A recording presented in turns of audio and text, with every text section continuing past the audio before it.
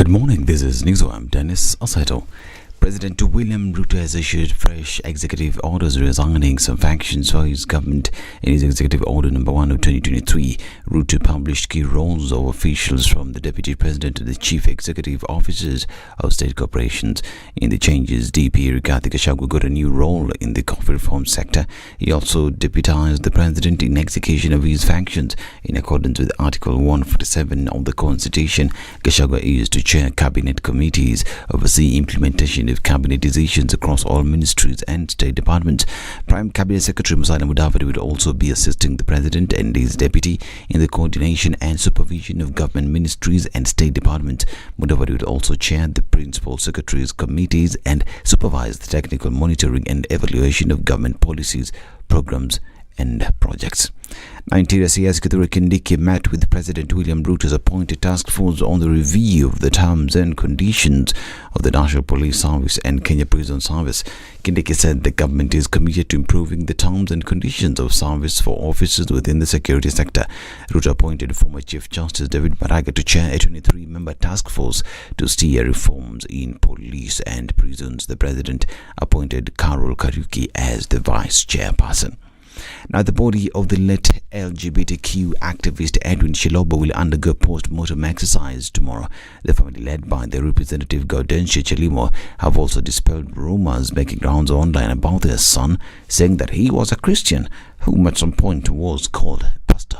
If you are enemies of my brother and you are trying to tarnish his name, Mungu atawalipia. Kwa sababu nimewaeleza, my brother was brought up in a very good way. Amekuwa kijana wa kanisa, alisoma Serkuit Primary, akawa kiongozi kanisani, ameenda St. Francis Kimuron, ambaye alikuwa leader wa YCS, amekuwa tana jina pastor. You can even mtafuta hata schoolmates wake. Amekuja kutoka nyumbani kukuja kusoma hapa university. Na hii mambo mengine ambayo tunasikilia social media. Sisi wenyewe hatujaiona na hatujai hata suspect.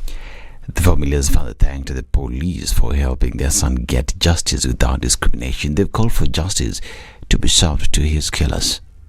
Nashukuru sana kwa serikali ambao wameweza kusimama nasi, hawaje tu discriminate, msimame na sisi mpaka tuone kwamba justice imefanyika kwa Edwin ambaye hakuwa na neno na mtu, hata huyo mwenye aweza kumua. I'm very sure hajawahi mkosea, juu yeye hajawahi kosea mtu yeyote kwa maisha yake. Meanwhile, 5 suspects, 3 being minors, were arraigned at the Eldoret law courts, where the prosecution requested they be detained for 21 more days to pave way for investigations. Police officers in Eldoret arrested the 3 on Sunday, while Jackton Odhiambo, who is said to be Chiloba's boyfriend, was arrested Friday.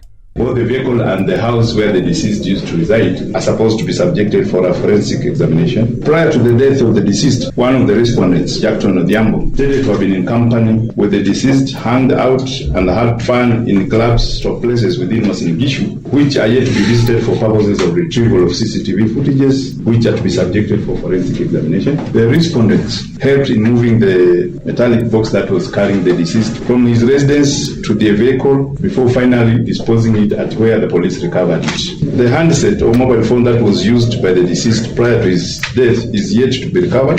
That based on the issues raised and active leads being followed by the police, it is crucial that the respondents remain in custody for the requested number of days for their own safety.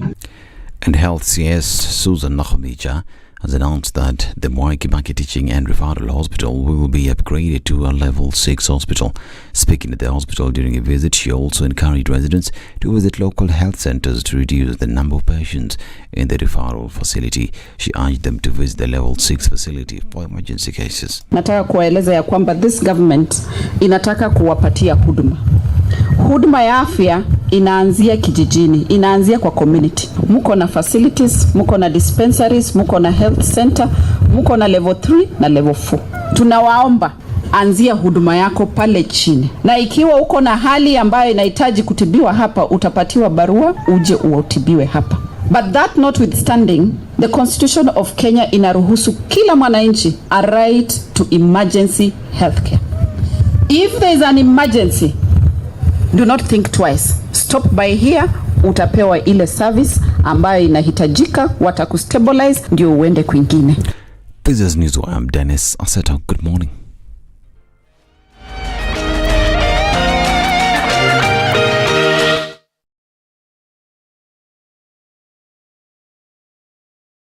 The SpiceFM Newswire is brought to you by the Samsung Galaxy Z Flip 4. Get to see the world through a new lens and capture the moments that truly matter.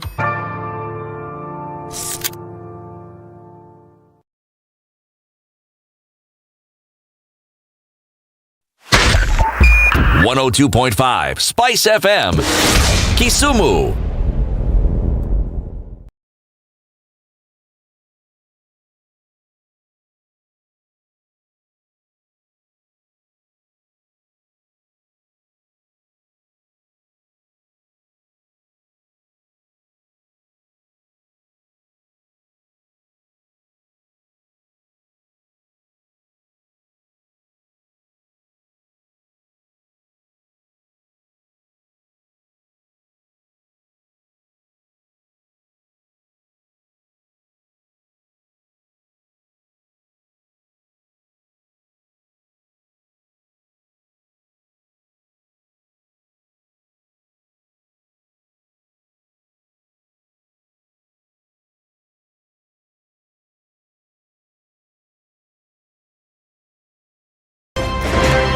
Thank you very much, Eric, and it's good to be at the Situation Room. Always a pleasure coming here. This is the most challenging interview panel in Kenya. You guys are very well informed, and as you can see, Charles today very philosophical. To be poor in this country is the greatest sin you can commit, not just from a legal perspective, but from life generally. Yeah. It is very, very skewed. We've just heard on the floor of Parliament, just most recently, a leader within the ODM saying that Sisi ni ng'ombe is a baba. Yep. Which means that you are willing to be milked dry. You cannot force me to believe. I'll give way. If it's land that I'm told to return to you, I will. Okay? Because the court has said so. But I'll continue saying, watu wamenirusha. That's all that I'm doing. The Situation Room, Kenya's biggest conversation. It's Tuesday and there's a little bit of traffic building up on Mombasa Road. It'll take you out through towards Maradima and then out towards Nyayo Stadium. And then as you go out towards onto Huru Highway, it might pick up some. It looks like Tuesday has started off really early in terms of traffic. We're seeing a little bit on the Thika Superhighway, but that's flowing freely right now. North Airport Road leading to Outer Ring is picking up as it is on Jogger Road this morning. Still slim pickings at about a few minutes after 6 o'clock. Let's wait and see what happens in about half hour or so as Tuesday starts off. Let us know what's happening in your neck of the woods on SpiceFM KE on Twitter.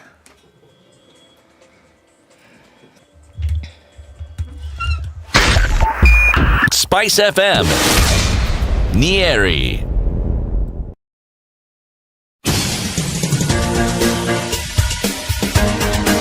This is the Situation Room, the home of hard-hitting political commentary and penetrating insights about the state of the nation. This is a talk radio experience like no other. The Situation Room, a place for hard truths, debates, and elevated conversations. The Situation Room, witty, political, engaging, deep, controversial. In the room, we have C.T. Muga, researcher, academic, seasoned political observer, a fountain of wisdom in these politically uncertain times. Ndu Oko, Nigerian by birth, Kenyan by choice, communications expert, Pan-Africanist, a truth seeker and believer in people power, and Eric Latif, agent provocateur, the man in the chair, seasoned journalist, news hound, a man who believes in punching up, not down.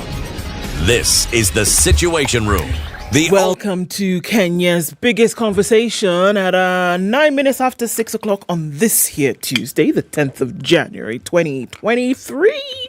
Good morning, and how are you doing? Hope everybody is well. Having checked into the land of the living this morning. Karibuni sana, and good morning to my colleague and friend, brother, CT. Yes, please. Good morning, please. Thank you very much. How are you today? Me? Yes. I'm fine, though. Like that, huh? Yes, sir. Okay, oh. So, I'm very happy, oh. How we want to do them now? Am I imagining it was it cold? It's a bit cold somehow. Okay. So I'm not imagining it. No, you're not. The weather is cold. The weather is cold. Even Ednah has a muffler. What's a muffler? Don't know what a muffler is? Yeah, I know it with reference to a vehicle. Yeah. Muffler is like a really thick scarf around your neck that you wear around your neck. Okay. Oh. So, what is it that determines its mufflerness? Is it the position where it's domiciled? The or thickness. is it the thickness? Okay. So even if I put it on my head, it's still a muffler. But you usually don't wear a muffler around your head. You usually wear a muffler Head one around is your it's neck. called Mboshori. Hey, my shoo wears a Bashori. hey. Okay, so if you were saying it properly, what would you say? Mboshori. I don't know the original one, but you know what the Mboshori is. The Mboshori That thing, it looks like a Marvin. That's the English Marvin. version of it. Marvin. You're a Marvin and a muffler. No. You know, a Marvin is just a woolen hat, Yeah, right? yes. A Mboshori covers you. It's like a... It's the thing that's got the flaps. Yes. Like the Russians. It's a balaclava thingy. Where it comes even to your face. You leave just the eyes. Yes. What? So, but what? Bashori. Okay. I would really like to know what the real word is. It has is. no relation whatsoever to a certain variety of rice.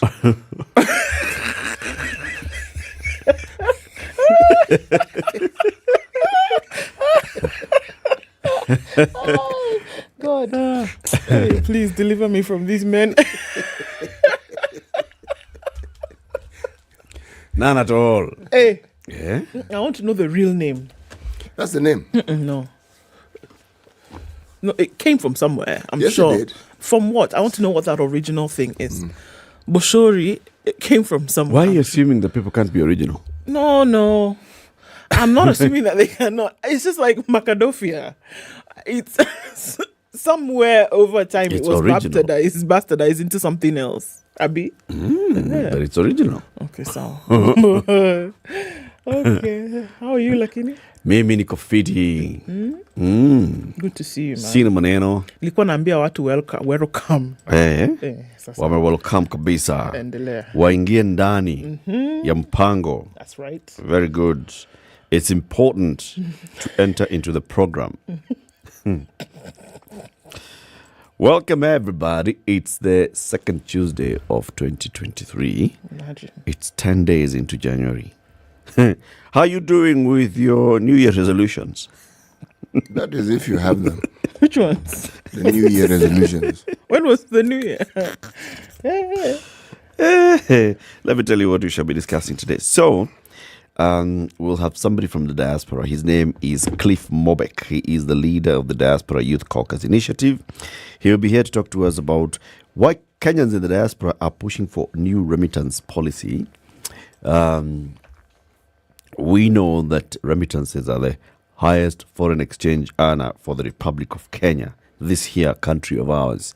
And so Kenyans who are sending money back home, they want a new policy. They have leverage. They're like, okay, you know what, now. So we have a PS for the Diaspora Affairs, whom we'll be inviting to the studio soon as well. But today we'll talk to the leader of the Diaspora Youth Caucus Initiative on that particular matter. That is at 7 o'clock. At 8 o'clock, let's talk about development solutions to agro-pastoralist challenges in borderlands. You understand what I'm saying? No. Okay, wait for Dr. Lily Murray. She is the policy research and data specialist at the Africa Borderlands Center. She'll be here at 8 a.m. to talk to us about that. That is development of solutions to agro-pastoralist challenges in the borderlands. 8 a.m., that's the conversation. Higher. The other one is about development. Now, government met in Nanyuki over the weekend, and government decided very many things that they're going to do. And from the interview that was given by DP Shagua, where he said, well, they're looking for some money, first of all, to kickstart the stalled projects, because some of these stalled projects are stalled because the contractors stopped mobilizing. They haven't been paid. They are owed something close to 700 billion shillings. That's okay. Kedo takeu. 700 billion. So the government is looking for that money so that they can give the contract and tell them, now, can you go and finish roads? These ones that you started, can we finish them? Because if we don't finish them, then you have a started project. It's not going anywhere. Money has been sunk into these things. Wait, which roads finish? Across the country, including Nzio Bridge. The Honorable 700 please go on. From DP Gashagua. The Honorable Didmas Barasa is the MP for Wea Kimilili constituency, but he'll be coming here because he is a member and a leader of the Parliamentary Committee on Transport and Infrastructure. Let him come here and talk to us about stalled road projects in Kenya. That's 9 a.m. Keep it here for all that and more. No. Yeah. I would do like that. 669,017,124. That's what the COVID numbers are looking like around the world. And in Kenya, the day before there was one COVID case, and now we are looking at 4 from a sample size of 4 from a sample size of 371. Again, looking at the fact that the numbers are still relatively low in Kenya. 90% of people in China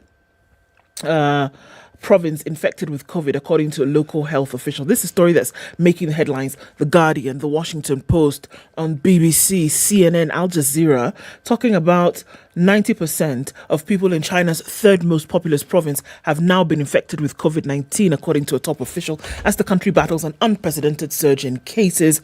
Kan Quan-sheng, director of the Health Commission for Central Henan Province, told a press conference that as of January 6th, the province's COVID infection rate is 89%. 89. There's a population of 99 million people. 89% of those 99 million people have been infected with COVID. I'm not talking about since the beginning. So they may now be infected. No, not since the beginning of COVID. Current. That's why it's making the headlines. Not at since December 2019 until January 2023. 89% of the population is currently infected. Right. Okay. Mm-hmm. Visits to fever clinics peaked on the 19th of December, after which it showed a continuous downward trend. The opening of borders Sunday was one of the last steps in the dismantling of the country's zero-COVID regime, which began last month after historic protests and that led to a huge wave of infections. The cases are expected to soar further as the country celebrates the Lunar New Year later this month, where we know that about 400 to 500 million people will be traveling within mainland China. In the first wave of pre-holiday travel, official data showed 34.7 million people traveled domestically on Saturday alone, up by more than a third compared with last year when there was really no movement. While Beijing's move to drop quarantine requirements is expected to boost outbound travel, many nations are demanding negative tests from visitors from China. Isn't it interesting that just 2 months ago, this world where now they're demanding negative tests, were asking China, come on, guys, open up. Shanghai is the economic center of the blah, blah, blah. Please allow us to come in and do business. iPhone shouting, making noise, everybody. Now they're saying, wait a minute, where are you from? How about a negative test before you come in? Interesting how the tables turn, isn't it? COVID autopsies reveal that the virus is spreading through the entire body. COVID-19 is defined as a respiratory infection. Of course, now you would think that it affects just the respiratory system of the lungs, the bronchi, etc. But the effects of the novel are now not confined to any organ. Dozens of recent autopsies show persistent evidence of the SARS-CoV-2 throughout the body, including the lungs, the heart, the spleen, the kidneys, the liver, the colon, the thorax. You know where the thorax is? Muscles, nerves, the reproductive tract. Human beings have thorax. Yes, you do. Hiya. Thorax. Where is it? Hapa. This general vicinity. This general area. Yeah, I thought because I was taught about thorax So with the a grasshopper, so it's just it's grasshoppers head, that have thorax and nini.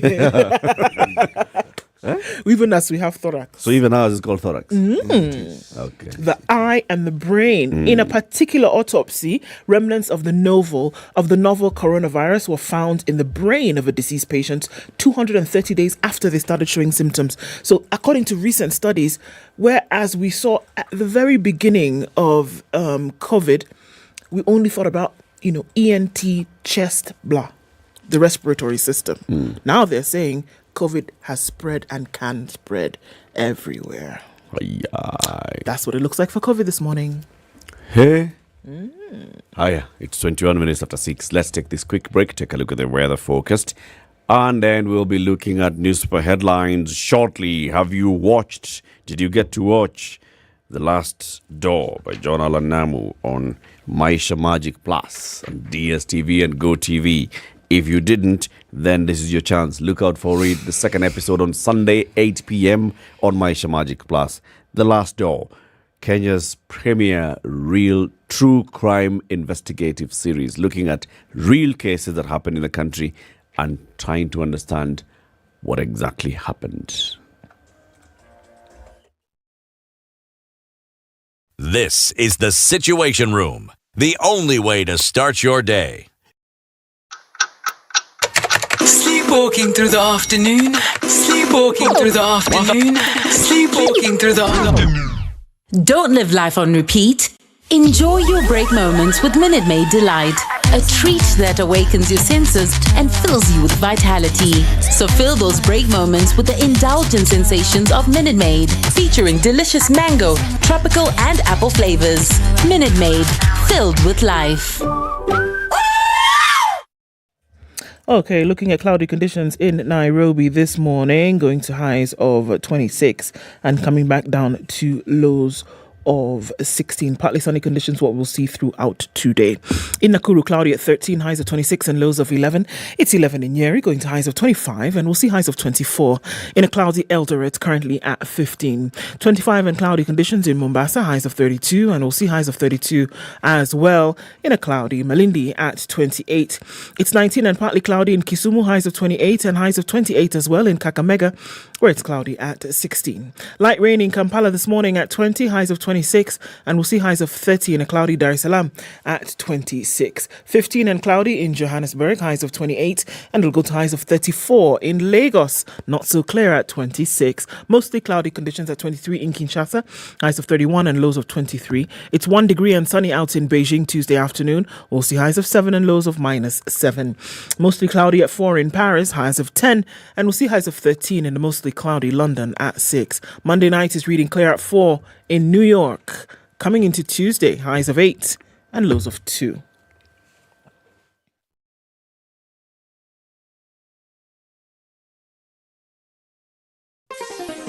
Chilled Spice.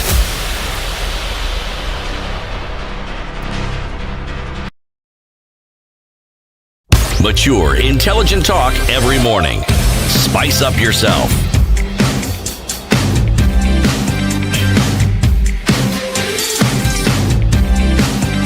Mornings done right. 94.4 Spice FM. Maito Jaja says, good morning from Kisumu to the Below Zero Studio 3 legends. Tell CT it's not cold. We are growing more years. Old is overrated. Scarcity. Yes, I've heard. You've heard? I've heard. Kalitini in Mwengi is where MCR James Kimanzi is. It says, good morning. Good morning from the Great Wall of Kino. Odero, we see you. Pauline Shiro says, this is the day the Lord has made. Indeed. Have a good one to you too, sister. Locked in Nairobi from Eastley is where... I love it. Eastley is where John Dishon is. Benjamin Mugo says, good morning. Tuning from Kerukoya. And Robert is listening in from Mombasa this morning. Rahama Derek says he's tuned in from Kayole Masimba. Always listen to your morning show from Mogadishu. That's where Abdiweli Hassan is. Good morning to you and Karibu. Isanjiro Town. Hey, I give you 100 shillings if you can tell us where Isanjiro is, Eric. Isanjiro Town. You see, just here. And if you don't point with the lips, it's not authentic. It's that side. It's which side? This side? Eastern Kenya? North. Where? Northern Kenya? Okay. Sawa. If it isn't, then it's this way. Yeah, it's the other side. Pure kabisa. Joseph says good morning. He's tuned in as usual. And Nyakundi says he's also tuned in as well. John Omina says is tuned in and says Nashukuru Mungu. Indeed. Hesbon tuned in this morning from Kitale. Quite a number of people online this morning. Henry Ochoki is tuned in. And thanks all for joining us this morning. Can't get to you all, but asante sana for being here. Kila mutu, wherever you are. Welcome to Kenya's biggest conversation. CT. Yes, please. You know you have that thing. I do. The Samsung Galaxy Tab S8 Ultra with S Pen, and it's 14 inches. 1.6. 14 points. Get it right, man. Sometimes you say 14 anyhow. No, please. It's 14.6. Yes. And if it falls, it doesn't do what? What is it? It is shielded. It has a certain degree of hardness, 33.3%. You see, beyond the normal firmness that companions such as this one have, this one, consider that it has 33% hard. More, meaning you drop it, the likelihood of any damage reduces by 33%. Thank you so much. See, it's a good thing of understanding things. Yes. Durable stuff. Okay. Right. Now you'll be wondering what casing is that? It's called armor aluminium. Armor aluminium. It's bulletproof. At this rate. At this rate, really. At this rate, it can cook for you and walk you home. Let me with clarity, therefore, read the proverb for the day. Yes. From the country of Lesotho. An elephant does not die from one broken rib. An elephant does not die from one broken rib. One. Yes. Doesn't happen. Yes. It's going to take more to kill an elephant than just one broken rib. Yes. Yeah. Zoea. Tatizo. You will live. Yep. Okay. Get on with it. Thank you very much. Let's take a look at the newspaper headlines as we look. So schools are going to be opening in how many days' time? Today's the 10th. Today's the 10th. So in 13 days. In 13 days, schools open. In 13 days, school fees is paid. But you can win how much? $35,000. Yes. You know why? Tell us. Kiwi saying step up and shine. Like you're looking for school fees, go today to your supermarket, buy Kiwi black shoe polish. You can buy it in 80 grams, you can buy it in 40 grams. Really doesn't matter. Then you're going to open the lid. Under the lid is a code. You will then take your mobile phone, you will dial *459*5#. Send that code to that number. Instantly you get airtime or bundles. You will then automatically enter into the draw that could see you win 35,000 shillings that week for school fees. Half your problems sorted. Step up and shine with Kiwi. Beautiful. Okay, what's on the front pages? On the front page of the Standard, DP Gashagua's tough new job. Allah? The Deputy President, who has been calling for reforms in agriculture so that farmers get guaranteed minimum returns and dismantling of state capture, now has the chance to do exactly that for the valued coffee sector. We'll look into that story because he's been given some work to do. Raila is still talking and says, I have met Uhuru 3 times to plan Azimio future. Okay, one not so interesting, not so fun story. The court has ordered the liquidation of Citon funds, and revenue crisis is facing the counties. While a teacher's murder is linked to killing of US nurse. That one you want to hear in terms of what's happening.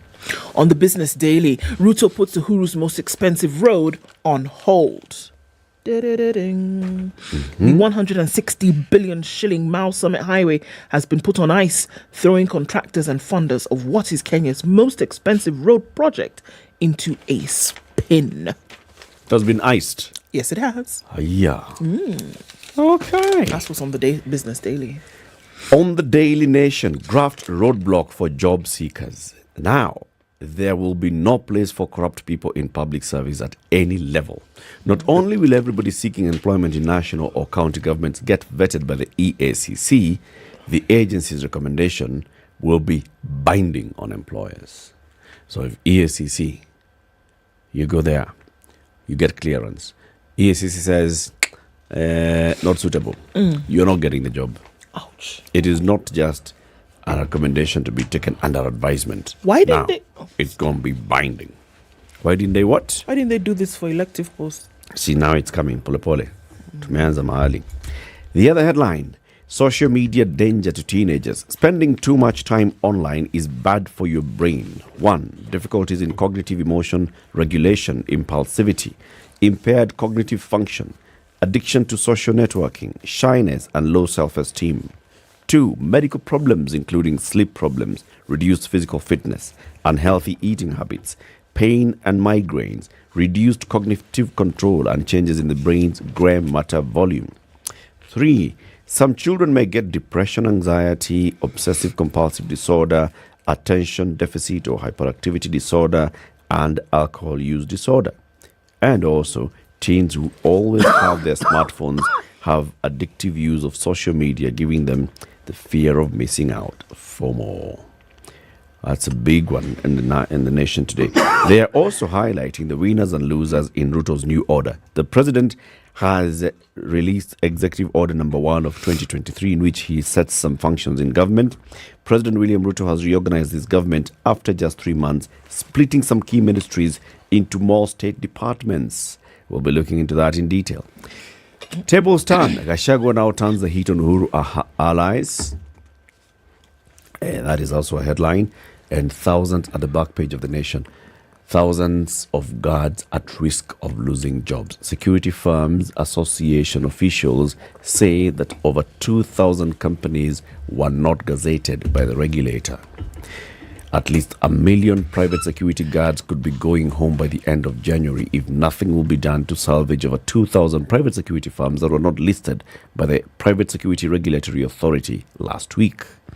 The authority issued a gazette notice on January 3rd with a list of 183 firms out of 2,000 that currently operate in the country, a move that the company owners have sharply criticized and termed illegal because the matter of the regulation of the firms is still pending in court. Umesikia hiyo? Haya, City. Yes? Where Star? Star? Yes. The headline? Yes. Musalia. Yes. Man to watch as Ruto tweaks roles. Gashagua's new role. Deputized President in executive functions. Mudavadi's role, assist President DP in supervision of ministries. Gachagua role, chair cabinet committees. Mudavadi role, coordinate and implement policies with Interior Ministry. Right. Then at the top of the Star, on the right, I've left others for later. Okay? Okay. Tough 30 days for Uhuru to decide future and quit Azimio. That's on page 6. Yeah. The clock is ticking on him. According to this particular article, I'm sure when we read it, we may find that it's the headline and the story may not necessarily... May not match. Not necessarily. Okay. Yes. Okay, we'll look at them in greater detail shortly. Good morning. It's 26 minutes to 7. This is a Situation Room. Let's take a look at traffic.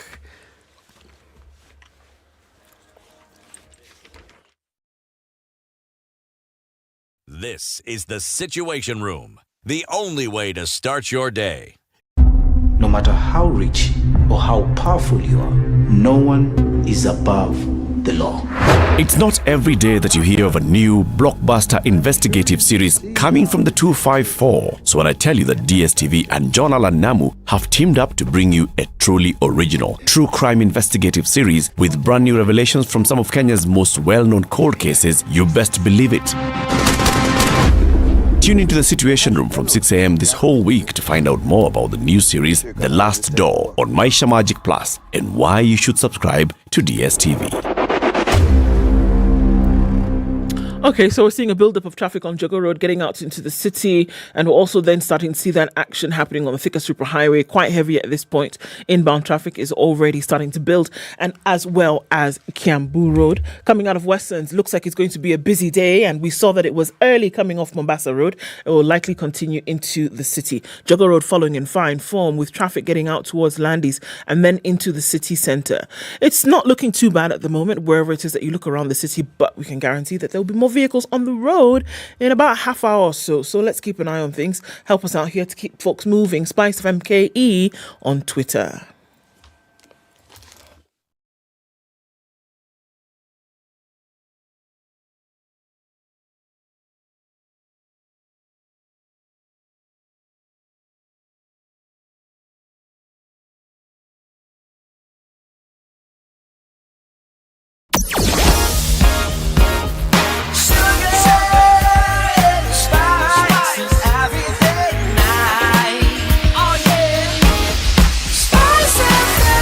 Spice up your life. Mature, intelligent talk every morning. Spice up yourself. 24 minutes to 7. Showmax.com or Showmax app. You download that app and you get to access the best, most premium content from Africa and around the world. What do you get? Series. What else do you get? Documentaries, live events, movies. I mean, it goes on and on. I mean. Did you say documentary? Yes. Okay. Yes.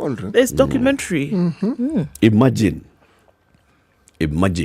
So you get it on DSTV, on Showmax.com, and you can also download Showmax, the app. And if you have a DSTV subscription, you can upgrade it and also get Showmax. Nezazawa? It's beautiful. Nezazawa, tell us what interesting story you're looking at. Now, a teacher's murder is linked to the killing of a US-based nurse 2 years ago. Okay. The headline could be sensational, but let's look into the details. The murder of a Nyamira teacher a week ago could be linked to the assassination of a US-based nurse whose body was dumped at Konate in Nyamira. On the night of September 14th, 2021, the body was dumped at the junction of the Kisi Chemsoit and Nyamira Kebirio highways, about 6 kilometers from Nyamira town. Witnesses said the body was dropped by a woman who then drove away in a waiting car from which she had alighted. The body was later identified as that of Thomas Magwamu, a resident of Gusha sub-county in Kisi County, who had traveled from the US. The nurse had traveled from the US for a month's vacation, and at the time of his death, he was working on a multi-million shilling investment at Nyamarambe in Kisi. Detectives had officially identified the body until the Bureau for Registration of Persons in Nairobi verified his fingerprints. According to a DCI source in Nyamira, police had done their homework, in trying to solve the murder, but some loose ends emerged, rendering the case inconclusive at that time. A detective familiar with the investigations said that chiefs pointed at the person who dumped the body at Ronate, moving to a location near Esigere Primary School, where a Nyamira head teacher, Ezekiel Gitwana, was killed 10 days ago. Are you following me? Gitangwa was allegedly murdered by a female nurse, 33, and her boyfriend, 30, and his body was hidden in one of the rooms around December 30th. Before recovering his mutilated body, police had to break into the nurse's house. The nurse lives near the primary school, which is connected to the suspected woman who dumped Magwame's body on the Konate Road.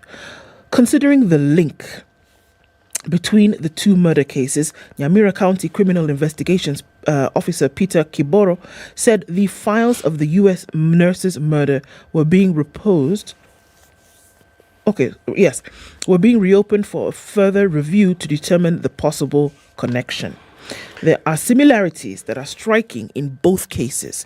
The signature killing involving mutilation and corroding the bodies with acid. We are reading deeper into these two crimes. So they're looking for a connection between the two. Okay. Is there a connection? They don't know yet. They're still going through it and combing through the pieces. But what they've said is that the connection is too close for there to be no connection, if you get what I mean. And that the manner in which these two individuals then have died also is very similar. And the two locations also very close to one another. So the question is, was it the same person? Like it's the same person who has committed a murder in the US and then followed somebody into the country and killed them. Or organized somehow. Way. Yeah. Way. Okay. Okay. That's our one. City. Let me continue with the roles, the list of roles as I had begun. Yes. Gachagwa's new roles: oversee implementation of cabinet decisions. Mudavadi's new roles: coordinate a government legislative agenda across ministries. Gachagwa's new roles: coordinate intergovernmental relations. Mudavadi's role: chair PS's committee. Gachagwa's new role: chair Intergovernmental Budget and Economic Council. Mudavadi: supervise technical monitoring and evaluation of government policies and programs. Gachagwa's new role: liaise with commissions and independent officers in matters that require government intervention. Mudavadi's new roles: perform any other function assigned by the president. So, the president has two deputies. I was going to say, there are no bloodlines here. So it's a big story, and if you look at even what the Standard has covered here, DP Gachagwa's tough new job, they've given it coverage on page 4 and 5. So let's first of all start with others, what the other big changes. So, number one, President William Ruto has relieved Transport CS Kipchumba Murkomen of some duties when he transferred the State Department of Housing, Urban Development and Public Works to the Ministry of Lands. The Lands Ministry, which is headed by CS Zakaria Njeru, will now lead Kenya Kwanza's plan to construct at least 250,000 houses each year for the next 5 years, a project meant to ensure 6 million Kenyans living in informal settlements get decent houses. Well, the Executive Order number 2 has not transferred that one. The Ruto, in Executive Order number 1 of 2023, reverted the National Transport Safety Authority to Kipchumba's docket from the Interior Ministry, which is headed by Professor Kithure Kindiki. NTSA was transferred to Interior during former President Uhuru Kenyatta's second term. The President further assigned Murkomen more roles, functions: National Roads Development, Policy, Development, Standardization and Maintenance of Roads, Materials Testing and Advise on Usage, Protection of Road Reserves, Maintenance of Security Roads, Administer Mechanical and Transport Fund, Registration of Engineers, Mechanical and Transport Services, and enforcement of the axle load control. The realignment of the transport docket comes days after the CS announced increased road accidents.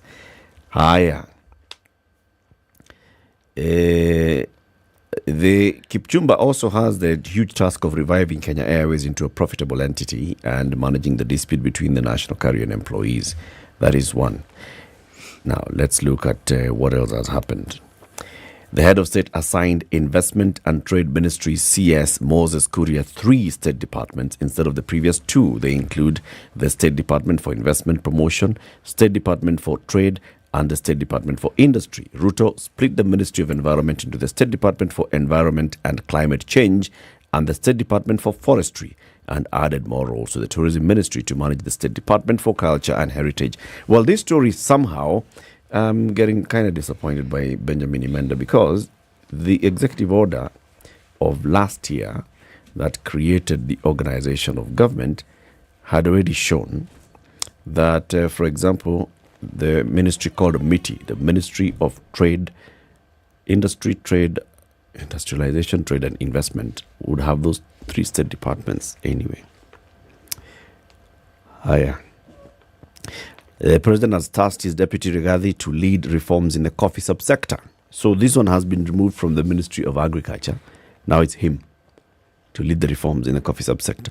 Gachagua has been passionately rooting for reforms in the coffee, tea and milk subsectors, which he said have been under state capture, therefore denying farmers better profit In December, the DP promised farmers that he'll focus on dismantling cartels in the coffee, tea and milk subsectors. These vital sectors have been choking in the stranglehold of some exploitative players who've been raking in millions from the sale of the produce at the expense of farmers. At the height of the tea crisis, some disgruntled farmers had started uprooting their crop, protesting that the earnings were so low that even tea pickers were making more money than the actual producer. So he has his work cut out on that one. A big one. A big one.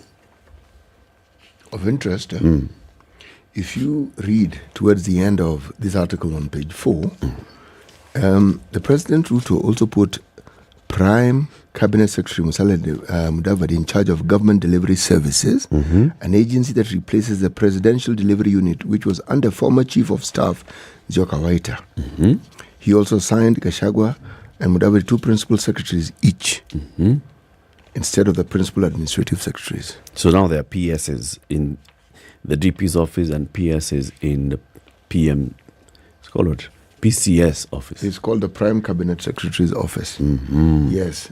Now, of interest to me is the Presidential Delivery Unit, what they're calling the Government Delivery Services. You know, it sounds like their job is to ferry food from one ministry to the other on bicycles or motorbikes. No, this is really powerful. It's a very, very strong department. It's a very, very powerful department. Yes. Very. So what does it do? Well, if we were to go by what we were told by the gentleman who was directly in charge of that particular unit, they are there to ensure that government projects are started and finished, to put it in very simple lay terms. Yes. Yes. And who do you think they report to directly? The president. Yes, oui, monsieur. So, but now they've been put under Musalia. Prime Cabinet Secretary. They're now under Musalia. Yes, they're now under So Musalia is now like, it's basically that he's Matiang'i. No. No, he's not Matiang'i. He's Njoka Waita. No, they'll be ahead of that. You know why I'm saying this? That role was at State House. Yes. Okay? So Njoka Waita was the one who oversaw it. And he was the Chief of Staff. Yes. And the Chief of Staff reports to the President. Yes. The Prime Cabinet Secretary reports to the President. Okay? So, in terms of just roles, it's not demeaning the position of the Prime Cabinet Secretary. It's simply talking about roles. This was under this particular individual, now it's under this particular individual. Now, comparing who took charge, that is all I'm doing. Do you see a blurring of lines here? No. No? I just see 2 deputies. The roles have been split. I am seeing, you see, just like they've been given, both the DP and the Prime Cabinet Secretary have been given new principal secretaries, okay? So has the President. The President has 2 deputies now. That is my interpretation of it. Yes. Because once roles have been defined, then it's clear. All the supervisory roles are now cut. It's 50-50. Like that. Like that. Yes. And when you are told that one of the other duties that are assigned to you are any other duties that the President may see fit from time to time. No. Yeah. You can wake up tomorrow and do Executive Order number 2 of 2023. Exactly. Precisely. Yes. You have your work cut out for you. But it also gives that job, which we had assumed was rather vague, and one couldn't understand the beginning and the end of. Now we understand the beginning and the end of it. Yes. We now know. This is what Musalia Mudavadi docket is. This is what his job is. Because the moment you've been given 2 positions of principal secretary, each, not at the 2 principal secretaries at the 1-1, it's 2 each. Okay. Bear that in mind. So there are 2 DPs. There are 2 DPs, and each DP has 2 principal secretaries. So that list of principal secretaries that we had before, add 4 more to it. Add 4? Yes. Okay. Hiya. Yes. And if you are to understand what this means, what I've just read right there, we reduce the wage bill.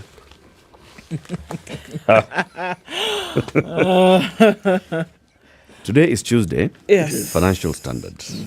The headline story in the Financial Standard today is Inside the Titanic Battle for the Soul of Safaricom. We take a peek into the ongoing intrigues pitting the state against the telco's British and South African co-owners over the pick of a new board chairman following the exit of John Ngumi. So they say Safaricom, which is partly owned by South Africa's Vodacom and Britain's Vodafone, is expected to pick a new chairman following the exit of veteran corporate banker John Ngumi from the telco's board of directors and consequently as a chairman of the board last month. Following that development, Safaricom announced last week that renowned Nairobi lawyer Adil Khawaja had been appointed as Ngumi's replacement on the board. In the changes that will be keenly watched by investors, speculation is rife that Khawaja, who is a managing partner at Nairobi-based law firm Dentons, Hamilton and Matthews, could be headed for a bigger office. A statement by Safaricom said Khawaja currently serves on various boards including Rhino Arc, Charitable Trust, Alpha Time Automotive, CMC Motors Group and Atua Encop Africa Limited. He previously served as a director of KCB Bank Group as well as Kenya Power and Lighting Company and a trustee of KWS. So the Financial Standard has learned that the crucial meeting could take place anytime, with sources both in Vodafone and Vodacom indicated that they will be pushing for the conclusion of the vote within a month. Already consultations between the main shareholders, that's the Kenya government, which has 35%, and both Vodafone and Vodacom, which have a combined 40%, are set to start soon.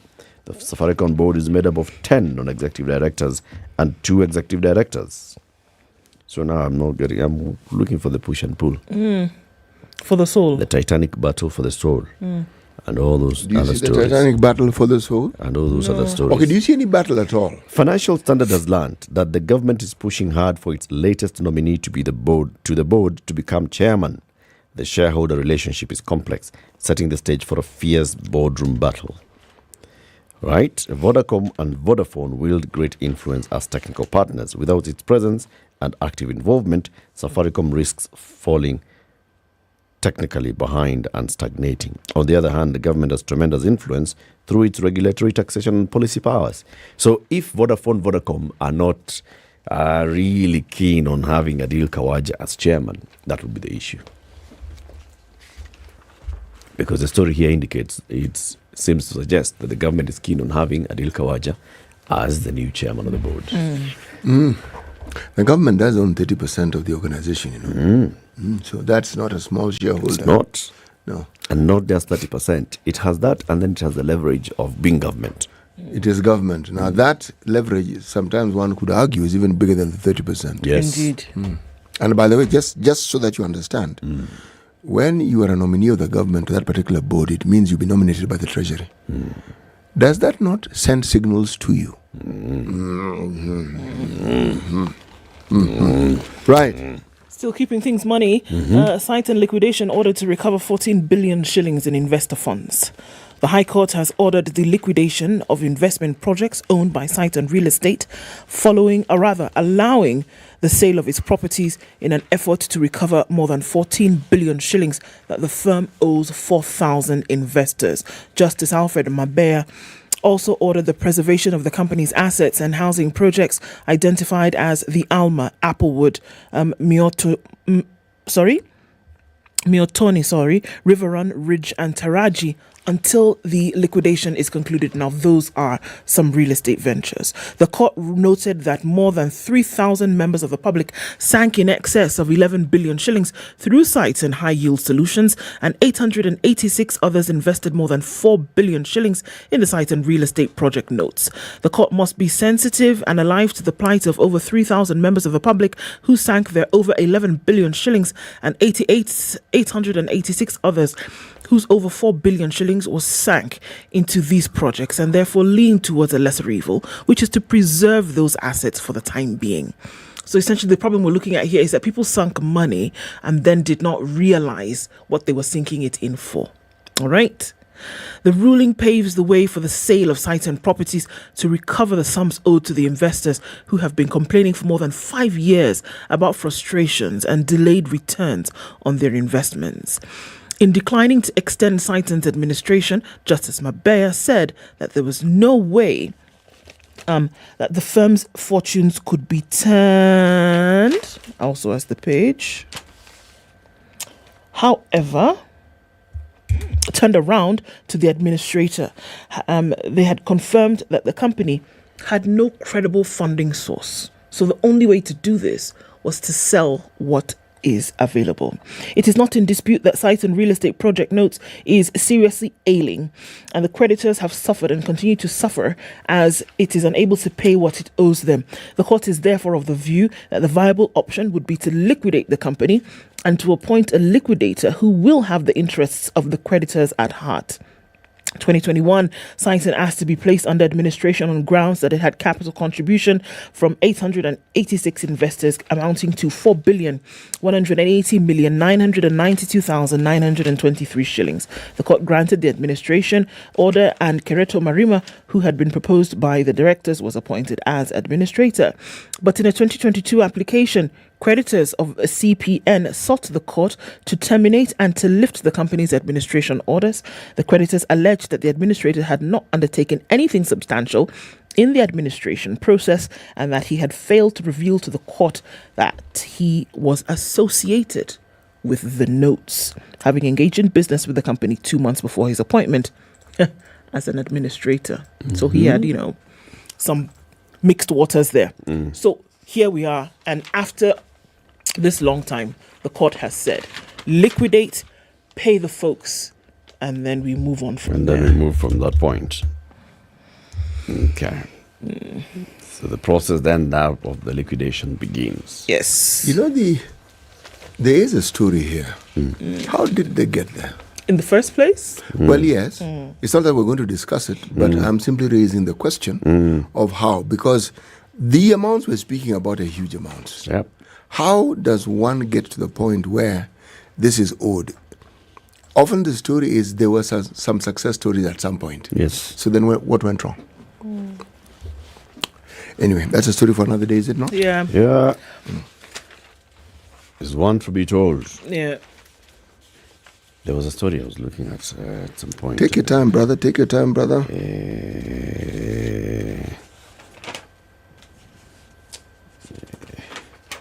Where was it?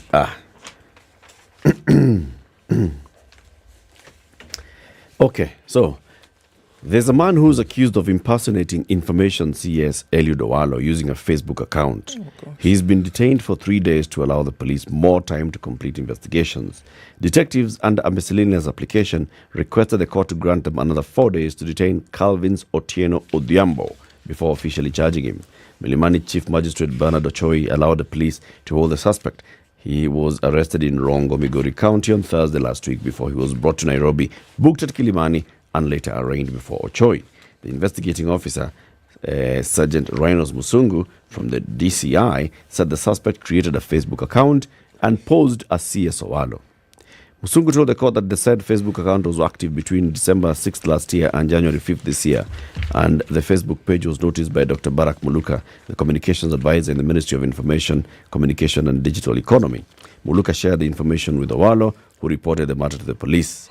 Musungu said Odhiambo was found using a mobile phone with an Airtel line registered in the name of one Angelina Achola Odede when he was arrested. The said Odede is said to have been born in 1939 in Homa Bay County. Ish. The suspect was also found with 6 mobile phones, several Safaricom and Airtel SIM cards. So, impersonate mtu karada. In case. Karada utapatikana. Usipachunga utapatikana. We're coming to the top of the hour. In the next hour, we talk about what? We talk about diaspora and Kenyans in the diaspora and what they ought to be doing. But at the same time, we'll be telling you about how to live your life. You know, it's January, yeah? And it's that time when you just start feeling, oh my goodness, I have, people are not saying new year, new me. People are like, huh? Where? It's 2023. Where? Moving on. So we will be telling you how you can basically enjoy your breaks and energize yourself with what? With Minute Maids. It is there, the flavor sensation of life. You don't have to live like way all the time. You can live like You can just do that. Yes, because Minute Maid is for good people. Yes, you take the juice. Yeah, when you know you're busy man. and you probably hit the ground running, just 2 minute made. Good morning, 7 a.m.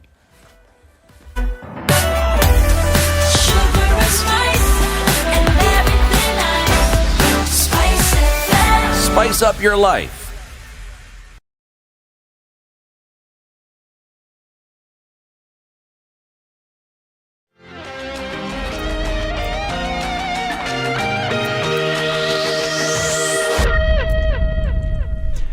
Good morning, this is Newswire. I'm Dennis Aseto. President William Ruto has issued a fresh executive order reassigning some functions for his government. In his Executive Order 1 of 2023, Ruto published key roles of officials from the Deputy President to the Chief Executive Officers of state corporations. In the changes, DP Rigathi Gachagua got a new role in the coffee reform sector. He'll also deputize the President in execution of his functions in accordance with Article 147 of the Constitution. Gachagua is to chair cabinet committees, oversee implementation of cabinet decisions across all ministries and state departments. Prime Cabinet Secretary Musalia Mudavadi will also be assisting the President and his deputy in the coordination and supervision of government ministries and state departments. Mudavadi will also chair the Principal Secretaries Committees and supervise the technical monitoring and evaluation of government policies, programs and projects. And Interior CS Kithure Kindiki met with President William Ruto's appointed task force on the review of terms and conditions of the National Police Service and Kenya Prison Services. Kindiki said the government is committed to improving the terms and conditions of service for police officers within the security sector. Ruto appointed former Chief Justice David Maraga to chair a 23-member task force to steer reforms in police and prisons. The President appointed Carol Kariuki as the Vice Chairperson.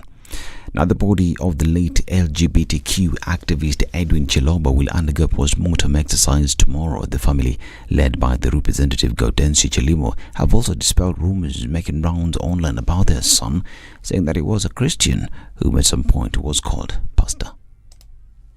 If you are enemies of my brother and you are trying to tarnish his name, Mungu atawalipia. Kwa sababu nimewaeleza. My brother was brought up in a very good way. Amekuwa kijana wa kanisa, alisoma Serkoit Primary, akawa kiongozi kanisani. Ameenda St. Francis Kimuron, ambaye alikuwa leader wa YCS. Amekuwa tana jina pastor. You can even mtafuta hata schoolmates wake. Amekuja kutoka nyumbani kukuja kusoma hapa university. Na hii mambo mengine ambayo tunasikilia social media. Sisi wenyewe hatujaiona na hata suspect. The family has further thanked the police for helping their son get justice without discrimination. They've called for justice to be served to his killers. Nashukuru sana kwa serikali ambao wameweza kusimama nasi, hawaje to discriminate, msimame na sisi mpaka tuone kwamba justice imefanyika kwa Edwin ambaye hakuwa na neno na mtu, hata huyo mwenye aweza kumua. I'm very sure hajawahi mkosea, juu yeye hajawahi kosea mtu yeyote kwa maisha yake. When all 5 suspects, 3 being minors, were arraigned at the Eldoret law courts, where the prosecution requested they be detained for 21 more days to pave way for investigations. Police officers in Eldoret arrested the 3 Sunday, while Jackson Odhiambo, who is said to be Chiloba's boyfriend, was arrested Friday.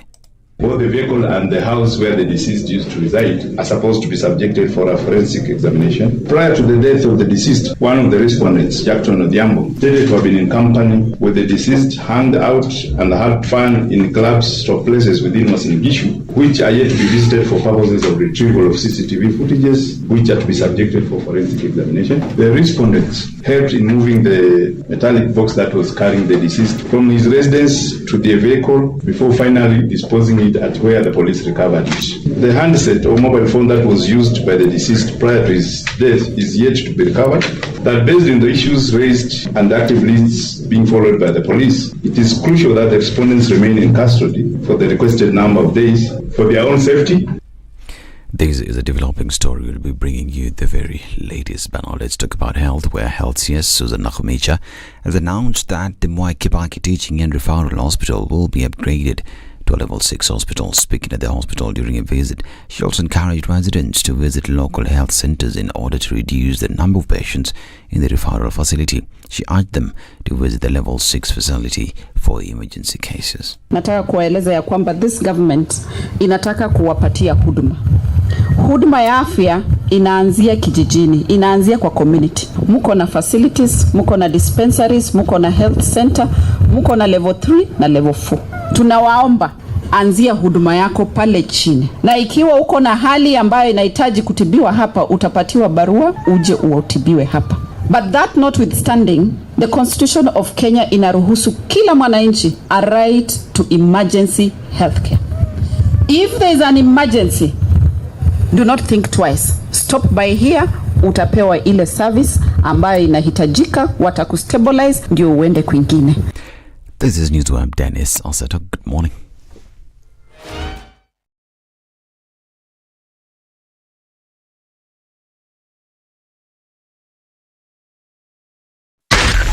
SpiceFM, Nakuru.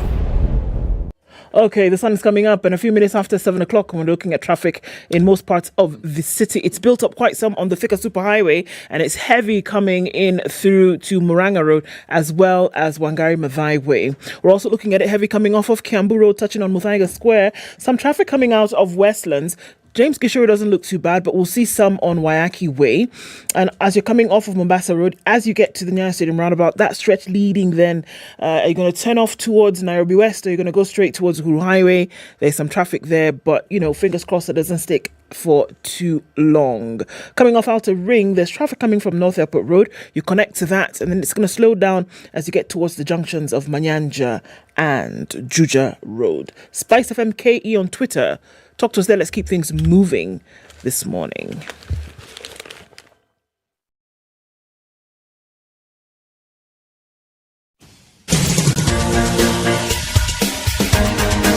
This is the Situation Room, the home of hard-hitting political commentary and penetrating insights about the state of the nation. This is a talk radio experience like no other. The Situation Room, a place for hard truths, debates, and elevated conversations. The Situation Room, witty, political, engaging, deep, controversial. In the room, we have C.T. Muga, researcher, academic, seasoned political observer, a fountain of wisdom in these politically uncertain times. Ndu Oko, Nigerian by birth, Kenyan by choice, communications expert, Pan-Africanist, a truth seeker and believer in people power, and Eric Latif, agent provocateur, the man in the chair, seasoned journalist, news hound, a man who believes in punching up, not down. This is the Situation Room, the only way to start your day. How are you doing? Welcome to the second hour of the Situation Room. Tuesday, 10 days into the new year. How are you doing with your New Year resolutions? Do you actually even have New Year resolutions? Your New Year resolution is not to have resolutions this year. I resolve to survive. Just live day by day. Yeah? I couldn't agree with you more. You know, when you have difficulty simply coping with each and every new day, I think it's a good thing to plan, yes, but can you get it around your head on how you're going to plan for just that survival on a daily basis? Then project that into the future if you must. But projecting into the future without understanding what you're going to do on a daily basis, that amounts to magic thinking. Yep. Yes, because you are going to think and determine certain things which you will never fulfill. The resolution should just be live your life with full of flavor. Full of all flavors. Minute Maid, courtesy of Minute Maid. That's it. Nakaka kidogo, take a sip, Minute Maid. Move on with life. Let the goodness spread through your system. Completely. Usisitushwe na kitu chochote. Ni nini kikusikitishacho? And wear something like that balaclava that Eric mentioned earlier on in the morning. Yes. Mbushori. Wear the Mbushori and sip your Minute Maid. Life full of flavor. Make sure the Mbushori is some good color. Like bright orange. like orange, like this can be seen from far. Don't matter. City. Yes, please. Take a look at your Samsung Galaxy Z Flip 4 this time. Put that armor clavered 14.6 inch aside. Now look at the phone. Flip it.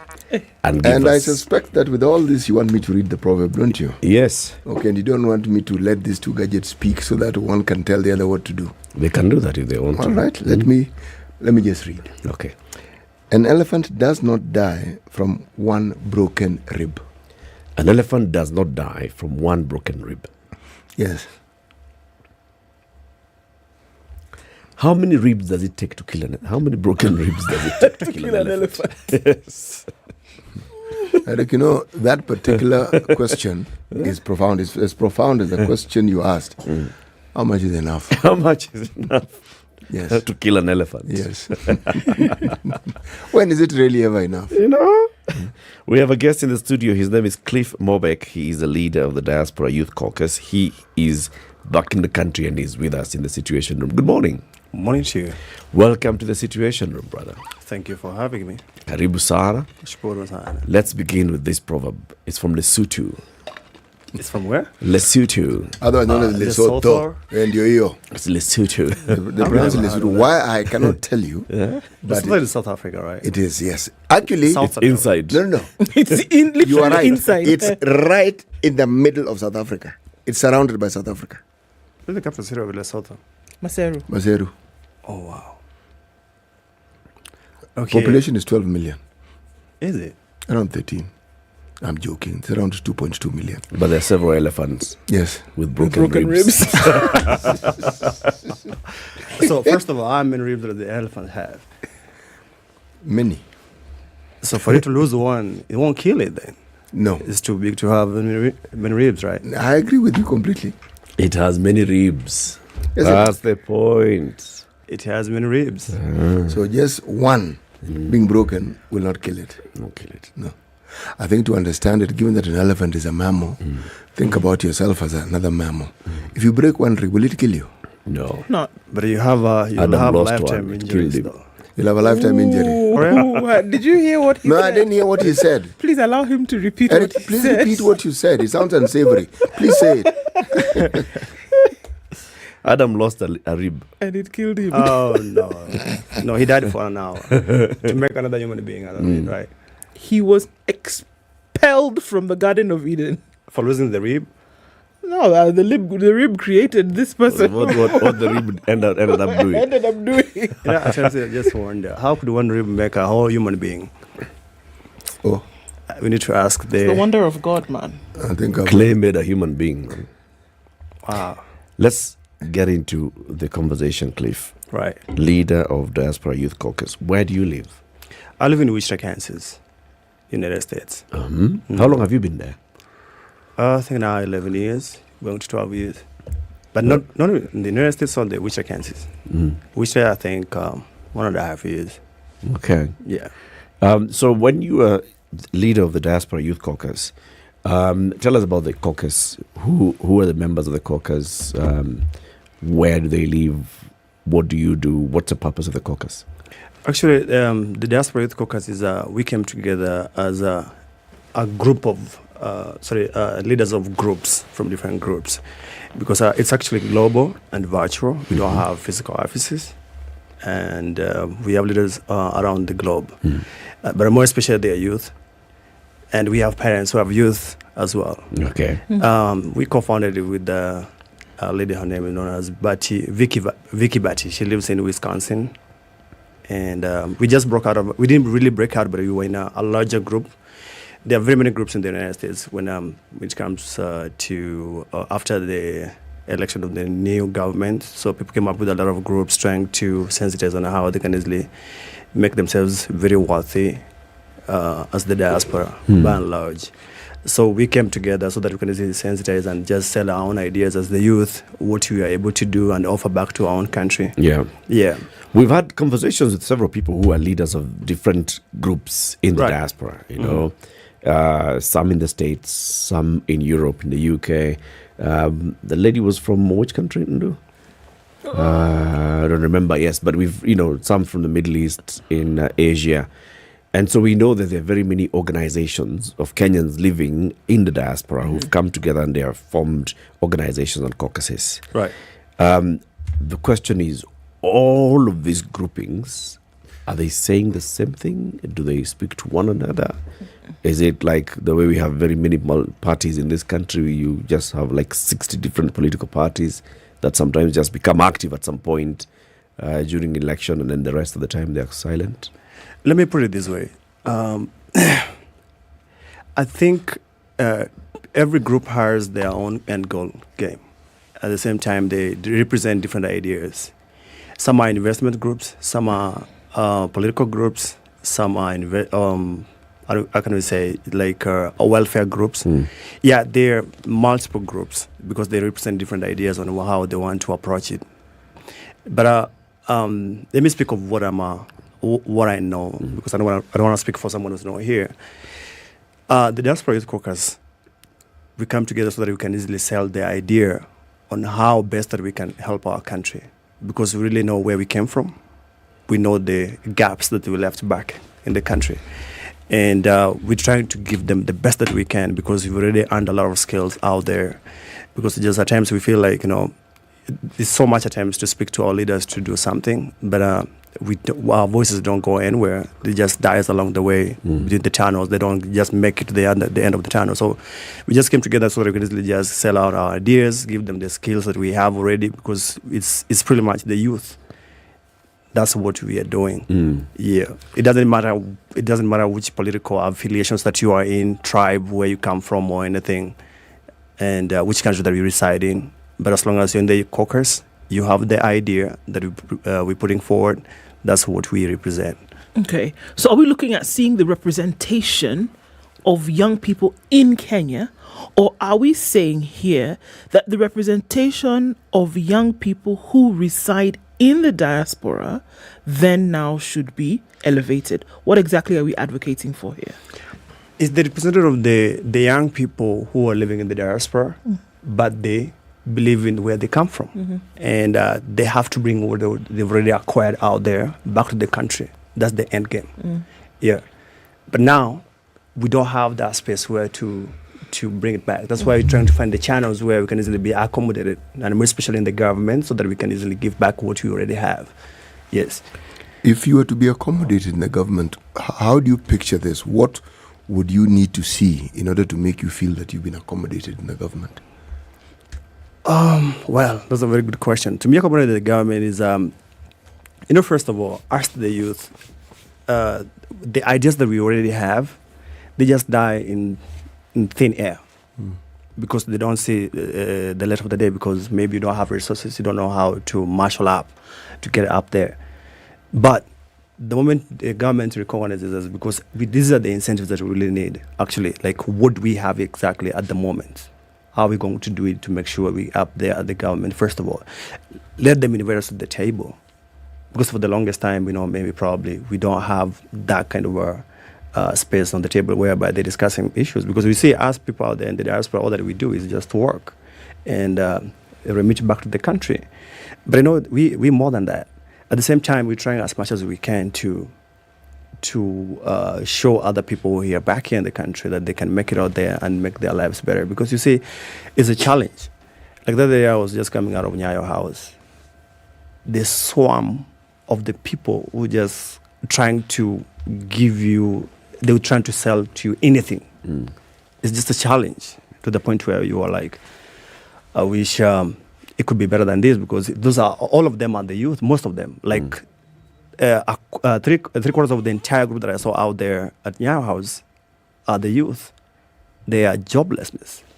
And we really have a million opportunities out there. If the government can easily involve us, the people who are living in the diaspora, especially the youth, we know how best that we can do it and how we can approach it. Because when they come in the diaspora, it's us already. Because most of the people come to the diaspora, actually, they just brought there, but the people who live in the diaspora, especially the youth, know the government. So, but I asked the question is because if you wish to be invited to any table, you must be clear what it is you want to discuss at that table. You must have a clear agenda. You must know what it is you want to put across, and then you also must have an idea of what you want it to look like. If it's something as strategic as I hear you say, it cannot be left for the government to decide what they think or where they think they can fit you. No. It's you to say, this is what we are able to do. This is how we would like to do it. Now, with that, then they have the task of trying to see where you would fit in. But in the absence of that, you will not be invited to the table, and the discussion will not take place. Exactly. Yes. Okay, let me just give to you a very simple tip. Yes. Number one, the people who wants to go to the diaspora, for example, to study. Okay, all of us, the reason why we're being recognized is because we're in the diaspora and we're able to. You send money back home. Exactly. And it's a lot of money. It's a lot of money. Yes. Right. In fact, it's our biggest foreign exchange earner. Exactly. Yes. So here's the thing. How can we make it bigger than that? Mm-hmm. And how can you make it be a vehicle for peddling the influence that you want? Exactly. Because it's a powerful tool. It's a very powerful tool. Yes. That's correct. So let me just give you an example where the challenge comes out from, so that we can easily just figure out why we are coming in. Okay. You see the process even of taking someone to the United States, for example, or the UK, the Australia, or these other big 5 countries whereby we have big economies, right? And especially in Europe and all that. Let's say, for example, students. Because, when we're going out there to learn and just come with the new education, exotic education that we can easily just do back here at home, the process is very tedious. Very tedious indeed. If you ever try to take anyone to those countries, the process is very tedious. And then the effort is just taken down within 5 minutes of an interview. If you go to the United States Embassy today, out there, and just ask how many people come out there with the visas. Out of 20. How many apply and how many are successful? No, let's just go. How many come out with the visas? Because whoever has applied has made it to the American Embassy. And at the moment right now, for example, there's no appointments till 2025. That's the question, right? Meaning, if you want to go to the US, and you've never been there, you need to wait. You don't have a visa. You don't have a visa. Yes. Your next appointment is likely to be in 2025. Yes. Oh, I see. It's so tedious, right? So I would imagine. And it's not a guarantee that. No, it's not a guarantee. Once you go to the embassy, you'll come out with a visa. Yeah, so if you go out there and you ask 50 people, out of 50 people, how many people got the visas? Probably 2 or none. And every day, and the embassy is open as from 6 probably, all day long. So you see the process is very tedious. Parents out here are really trying. Why is it so tedious? Do you have any idea? I do. No, I have an idea. Because the process, the reason as far is very tedious. Every country, they're really trying so hard to control the population in their own country. And again, for them to let people to come in their own countries is to have the genuine process to go out there. They don't want to let just anyone like that. But now we have a lot of unscrupulous agents out there, brokers. They just sell you anything. And and people are really trying as much as they can to go and study. A lot of people probably, they could be so genuine, but the process, the way it goes through, it breaks down everything. And and every day, these embassies, they're coming up with new technology on how to curb that. Yeah. If you came up with the wrong something which was unscrupulous yesterday, tomorrow they won't let that happen. And they make it more expensive because the process, they have to deploy a lot of technology. You can't blame them. So the only thing that I believe in is we are the government with these Western countries. They are trading partners and all that. I would imagine if we had a discussion and just see on how things can easily be done, and especially for students first of all, before we talk about anything else, so that we see which is the best process, at least for someone to go there to be guaranteed that they can get a visa to go and study. Because genuinely, there are people who wants to get there, but they don't get that opportunity because they are being swarmed by cartels and people who don't have an idea what they want to do. They just want to make money out of it. It's just a commercial business. Yes. So if I hear you, Cliff, one of the things that you're saying is for us to increase diaspora remittances, one way of doing it is having more Kenyans in the diaspora.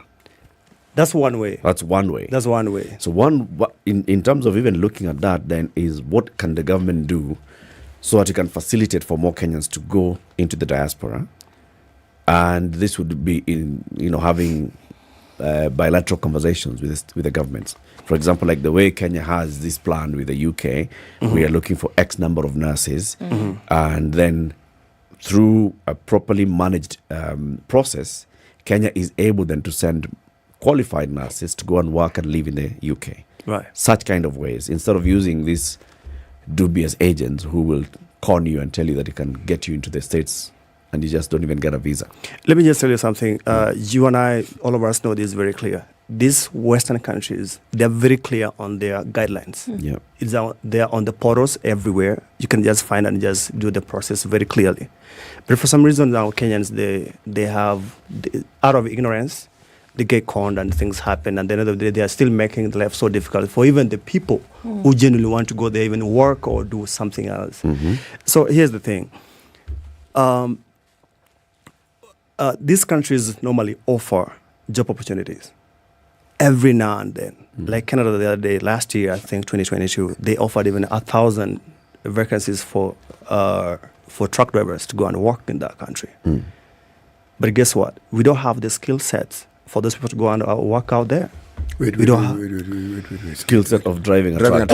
Yes, exactly. There's something. How much more different can it be?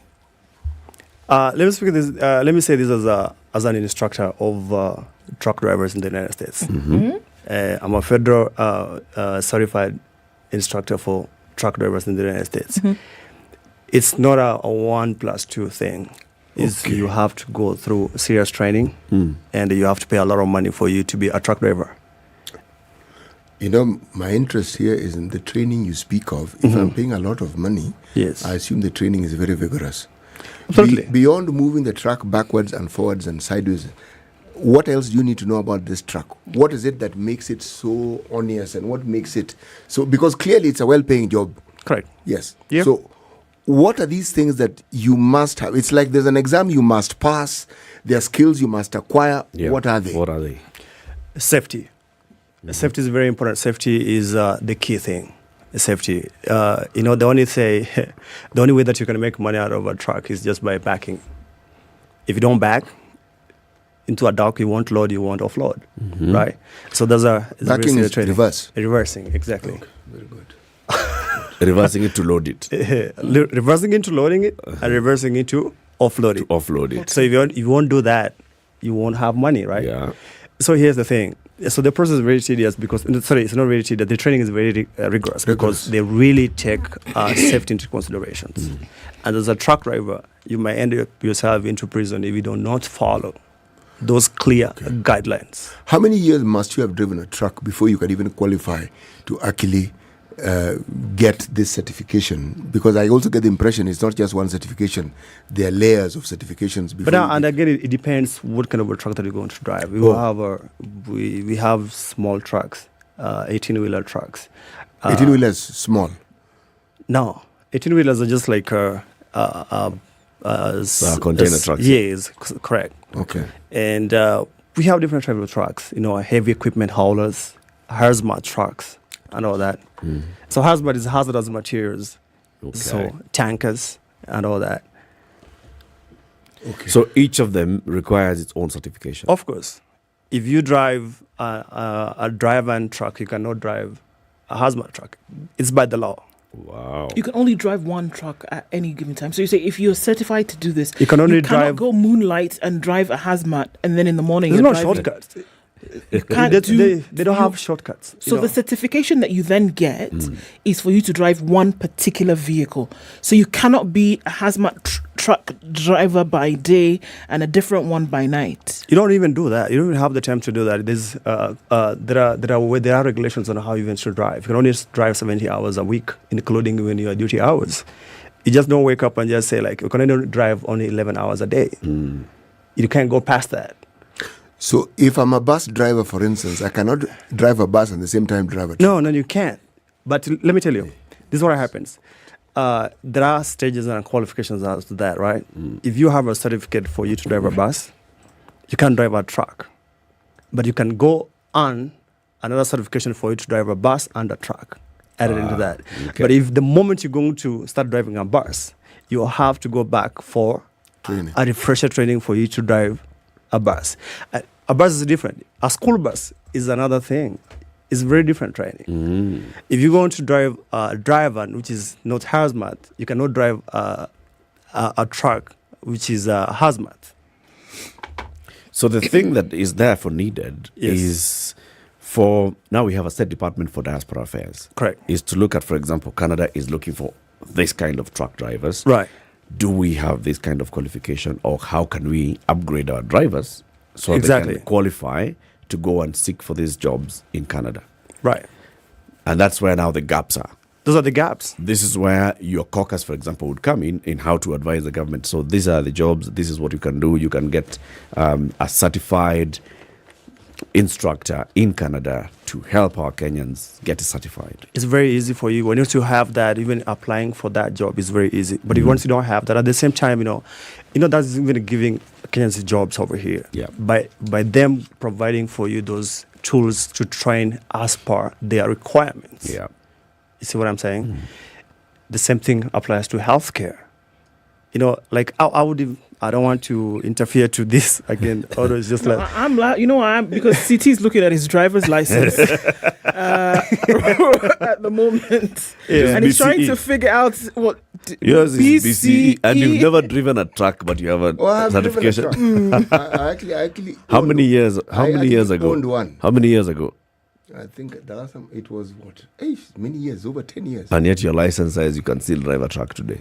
Yeah, but that's the license I got there. You see, that's the thing now. That's the thing now that Cliff is saying, that you're not just going to be able to rock up just because you got it however many years ago. They don't care about that. City wants to just, And so now what we are saying from this is essentially, if there were collaborations between the need and the government of the day here, and that's what the Diaspora Network, I'm assuming, then it wants to do and say, look, guys, that's correct. There are opportunities for young people in Kenya who may not have a job today. But if they were to be able to be under this umbrella of a government advocated system, whereby this training then is harnessed, and people will then be able to find jobs and still then be able to remit back to the country because they're well-paying jobs. Exactly. Yeah, a truck driver can easily be paid as little as $100,000 a year. So that's like pretty much like 12 million Kenyan shillings, and then your life will be good. The same thing. It's not even difficult for me to even say that because it's very true. Anyone can just it's as low as 12 million shillings a year. Yes, that's as low as $1 million a month at the least. Yeah, if you want to make more, you can, because the governments out there, they even give opportunities for people to start their own business, having their own trucks. Even acquiring a truck is very easy for you because there are those processes. But then again, we really have to. Those things to happen over here. We have a lot of challenges in terms of trucking. I've seen over here. I was like, oh my God.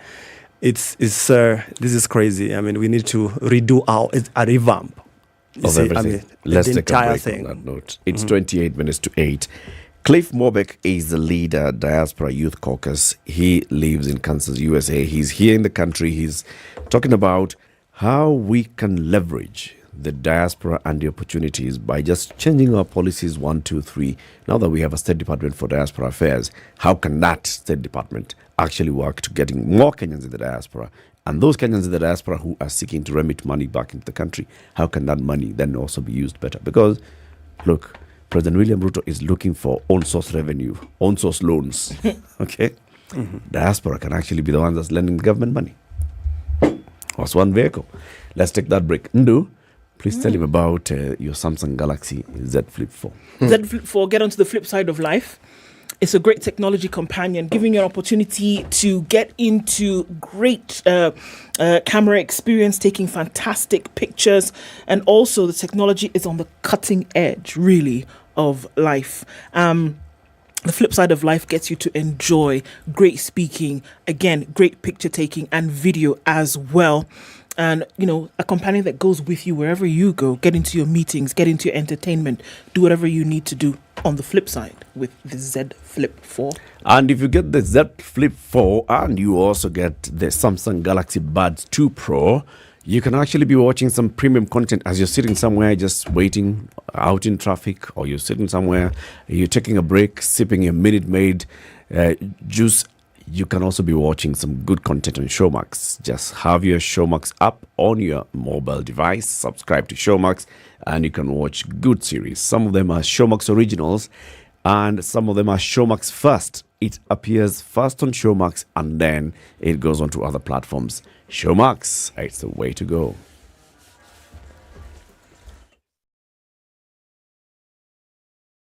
This is the Situation Room, the only way to start your day. Behind every crime and murder, there's a reason and a motive, some dark, some simple, and some unbelievably terrifying. But truth is, no one really knows what happens behind closed doors. Well, until now. I, John Allen Namu, will be opening the last door to reveal the truth behind the nation's most infamous criminal happenings in a new true crime documentary called The Last Door on Maisha Magic Plus DSTV channel 163 and GoTV channel 8.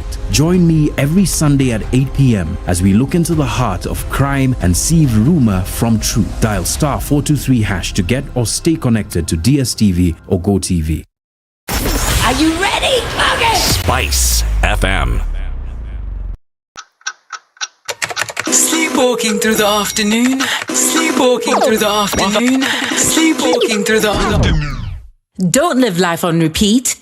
Enjoy your break moments with Minute Maid Delight, a treat that awakens your senses and fills you with vitality. So fill those break moments with the indulgent sensations of Minute Maid, featuring delicious mango, tropical and apple flavors. Minute Maid, filled with life. Partly cloudy conditions in Nairobi, 18 highs of 25 and lows of 16. It's 14 and cloudy in Nakuru with highs of 26. We'll see highs of 25 in a cloudy Nyeri at 12. And it's 15 and sunny in Eldoret, going to highs of 24. We'll see lows of 12. It's 27 and cloudy in Mombasa, highs of 31 and highs of 32 in Malindi, where it's cloudy at 28. 21 and sunny in Kisumu, highs of 28. And we'll see highs of 29 and partly sunny Kakamega at 16. 19 and raining in Kampala, highs of 26 and lows of 18 and cloudy at 25. In Dar es Salaam, we'll see highs of 30. It's mostly cloudy at 18 in Johannesburg, highs of 28, and it'll go to highs of 34 in Lagos, and we'll see highs of 31 in Kinshasa.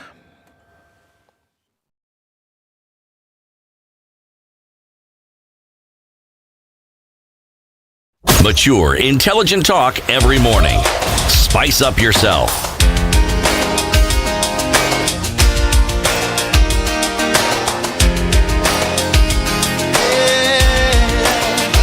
Mornings done right. 94.4 Spice FM, Nairobi.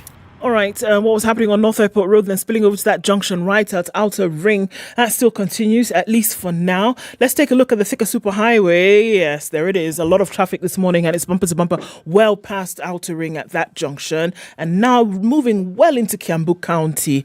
We're looking at that way past Clayworks coming in, yes, from the neighboring county. There's a lot of traffic there this morning. And we're looking at Limuru Road, which is heavy coming off of Gigiri, United Nations Avenue, all of that quite packed this morning. Limuru Road, bumper to bumper, coming out of Parklands, 1, 2, 3, 4, 5th Parklands Avenue, as well as Kiambu Road this morning. Coming out of Westlands, for the first time in a long time, we're seeing traffic on James Gishuru, spilling over to Wayaki Way. Ring Road Westlands also doing the thing this morning. And so it's that Tuesday. It looks like it's going to be manic. We'll keep an eye on things. It's just 7:30 and it looks like it's already busy. SpiceFM KE on Twitter. Let's talk there and try as much as possible to keep things moving this morning.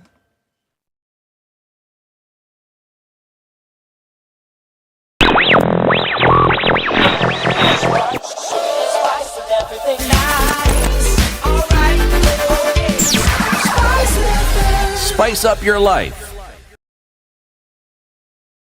Mature, intelligent talk every morning. Spice up yourself.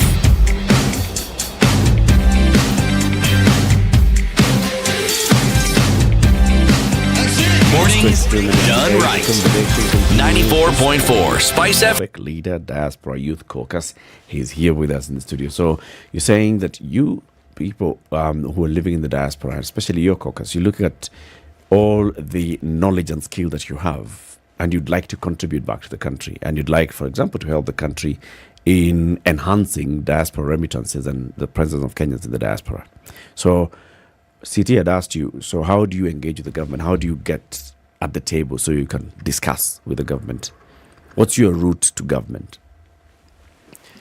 Okay, the route to the government now, the only way is by just giving them what we already have, because they don't have that route.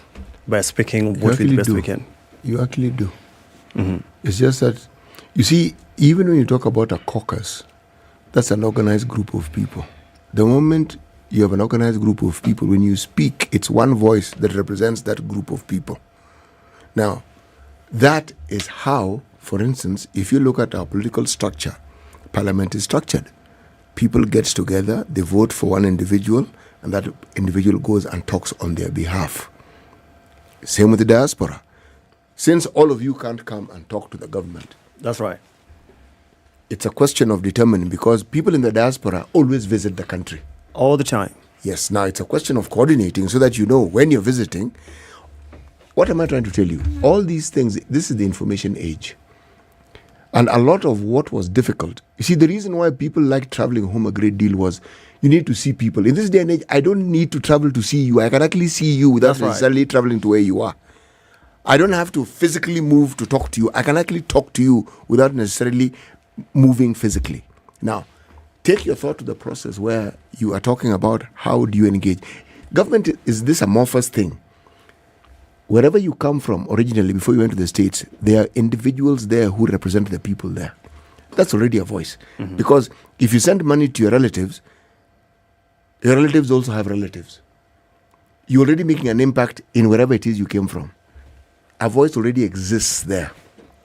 What am I trying to say? I don't have a perfect solution, but it's a question of moving away from the geographical difficulties that you see because you're far away to the realities of the age that we're in. And look at the power that the money that the diaspora sends already has. World Bank is constantly giving us all sorts of conditions, and IMF, for the monies they give us. Okay? The money that the diaspora sends to Kenya is our largest foreign exchange earner. Surely, if the World Bank can give conditions, so can you. You know, I mean, at times it's just very funny because, you know, you say the diaspora only, all these people live out there, the money that they send is just equivalent even to what the entire 25 counties provide to the national government level. Yep. Mm-hmm. That's very true, right? Yes. Because, I mean, but we just have this amorphous kind of a thing whereby we have a county, which is 48 county, which is existing in the skies. Yeah. Without representation, without anything that we do, we don't have, we don't get involved in budget making on anything. All that we do is just give out. We don't get anything back. Actually, you are involved in budget making. You just don't know it. Yeah, we are, but not physically. In the absence of that money that you send, the government wouldn't be able to do the budget. No, they wouldn't be able to estimate, to figure out how it is they fall short of. So everything that happens in this country, you are involved. I mean, yeah, pretty much. I know. You really are involved. Right. You may not realize it, but you are. So what paints a very clear picture in my mind then is that there's, and it's been spoken about for years, those who are in the diaspora are contributing significantly to the economy of the country. And here you are on this side saying, we want to then be able to have a say. We want to then be able to give suggestions about the things that can be done. We're living on this side of the pond and we've seen how things operate. How about we lend a suggestion or two to the country? How about we collaborate? It seems to me then that what is needed on this other side, first of all, is a consolidation of effort. Correct. That all these different groups, whether you're in Australia or in the United States or in the United Kingdom or the Netherlands, all these other countries that we've had conversations with, if there was a coming together as one unified body and then speaking as one voice, the impact then that would be felt, in my mind, would be much greater than the rumblings that we've been hearing. Somebody who's in Washington, D.C., somebody else who's in Wichita, Kansas, somebody else who's in The Hague, in the Netherlands. People seem to be speaking in silos with their own groups, as opposed to one big voice. Body, one voice that is saying, because everybody's saying the same thing. But is it possible to speak with one voice? To do that? Yeah, it's very possible. Because, yeah, it is very possible. Do you know once you have one head which is leading towards one direction, you're going to find that path very clear. Yep. That's why we said, the other day I was very challenging because I was expecting, at least from the diaspora, I mean, I don't want to call it a fail, but I think it was just far-fetched a little bit, whereby at least could have even gotten a PS or someone who is from the diaspora. Or maybe in the diaspora, whatever, they have the parliamentary committee in charge of the diaspora. Yep. At least we have one person, even from the caucus. Who lives in the diaspora? Who lives in the diaspora. Who knows what exactly is happening on the ground. When you need those ideas to be sent through the parliamentary system, you have someone already who is sitting on that table and telling them, hey, I come from this place and place here and there, and we know a few things that we can easily just help you out. We have a lot that we can do. Instead of just having the same. Okay, I don't, because we know how it's a parliamentary process. You can't be in that committee if you're not a member of parliament. Yeah. Because we never had those elections, we never had that opportunity to elect our own leaders. But at least through the National Why don't Assembly. you elect your own leaders in the diaspora? You already lead a caucus. Right. You see, you're talking about something that already exists. Correct. And you seem to think it doesn't, and yet it does. By the time you have a State Department that deals with diaspora, do you know that is a serious movement? I know it's a very serious movement. It's recognition. Yep. So now the diaspora is entrenched in the system of government in this country. It's not just the diaspora in some vague terms. Hey, there here is we a are. department that actually deals with such matters. That's Number correct. one. Number two, everything you're saying, in my mind, hinges on how organized the diaspora wants to be. It's as simple as that. The diaspora is watching. Here's the challenge. How organized are we? I think it would work both ways. So we have CS Alfred Mutua, we have the PS for Diaspora Affairs, and we've got Kenyan embassies and Kenyan consulates. So it's if the government has a structure that says, so this is in every region, this is how we have an office that deals with diaspora affairs, and we say that this one is coordinating all of you groups in this particular region. You have this one focal point. This is who you talk to. Then you have a place to channel your views. Because I think there's value in having a multiplicity of voices in the diaspora. A multiplicity of caucuses and groupings is good. But then if all of you know that this is where we take our information to, and then that is then brought back to Dr. Alfred Mutua, he takes it to cabinet, and they come up with policies, they take it to parliament, then there's a route. And that's what probably you need. So that you now know if we have these ideas as the Youth Caucus, we will either talk to Teddy Kwaka in LA, who's a consular there, and he will take those ideas and he'll open a channel for us. If it's about now dealing with maybe the National Employment Authority on how we can set up training facilities for Kenyans who are seeking to this kind of jobs in the USA, then your caucus works with the consular, works with the ministry, works with the government back home, so you have an easier way. It's then upon you now to look at how best do we structure because you're saying you are willing to contribute, and that's where the challenge comes to you. Right. And the question, as you say you're willing to contribute, how do you want to engage with the government? What's your route to government? So, well, first of all, before even we get there to the contribution, let's discuss on what exactly happens to the point whereby we don't have that kind of unity altogether. Yes. I don't want to just censor the previous governments or the current governments on exactly what is happening. Once people get out there, their lives completely change in terms of even the way they approach and the way they look back at the country because of lifestyle and socio-economic activities that goes on out there. And the way they would want to trust back their own governments, depending on the fact that how they left this country could be a little bit challenging, as I gave you those challenges from the beginning. It brings a whole disconnect. Because by the time you're putting these people together and explain to them, like, hey, look here, we are starting up something. It's too much work. It's contributing back I'm home, telling like, you, yes. Contributing what? I'm going to give you an example, Latif. Even for us to put these caucus together, I'm telling you, it's not even incentivized, but it's brain draining and talking and explaining to people. Even to bring all these people that we have, about 500 people, all of them together from different countries, you can imagine how much time that you have to put together for you to put all these people together. Speaking to people from different time zones, people in Australia have a whole day ahead of you. People in Egypt have a whole another day ahead of you. You in America, you have to go to work, you got to do this and put all these people together. That's why we say, like, it's a day job for you to run a caucus. Like, it's really time consuming. At the same time, I just want to be very clear why this happens. The mistrust from the previous, with government. Okay. You see, people, right now we can see that light just coming out. Like, hey, at least we have a voice. I can come to SpiceFM and say, hey, this is what we are up to, and let's just see what we can easily just share out there, right? At the same time, I can talk like to Ted Kwaka every time because he's just come up with a way that people can easily congregate and come together through functions and all that. But here's another thing. How to tap that, to explain to people for them to understand that is a whole challenge. It needs a whole civic education. And people maybe think all Kenyans live maybe in Washington. They don't. Or people they live in Minnesota, where the Kisses live, right? Or in LA. We have people in Boston. Or in Boston. Most Kenyans don't even live there, actually. People have retreated back to suburbs. Like, you may think people live in Chicago. They don't. They just go outside of Chicago. A lot of people. Even there's a very small town that I went in outside Chicago, like about 1 hour south to the headquarters of Illinois in Springfield. But before Springfield, what is that state? Bloomington. It's a whole community with thousands and thousands of Kenyans. I was like, I'm in some Kiambu. I'm like, it's very serious. So here's the thing.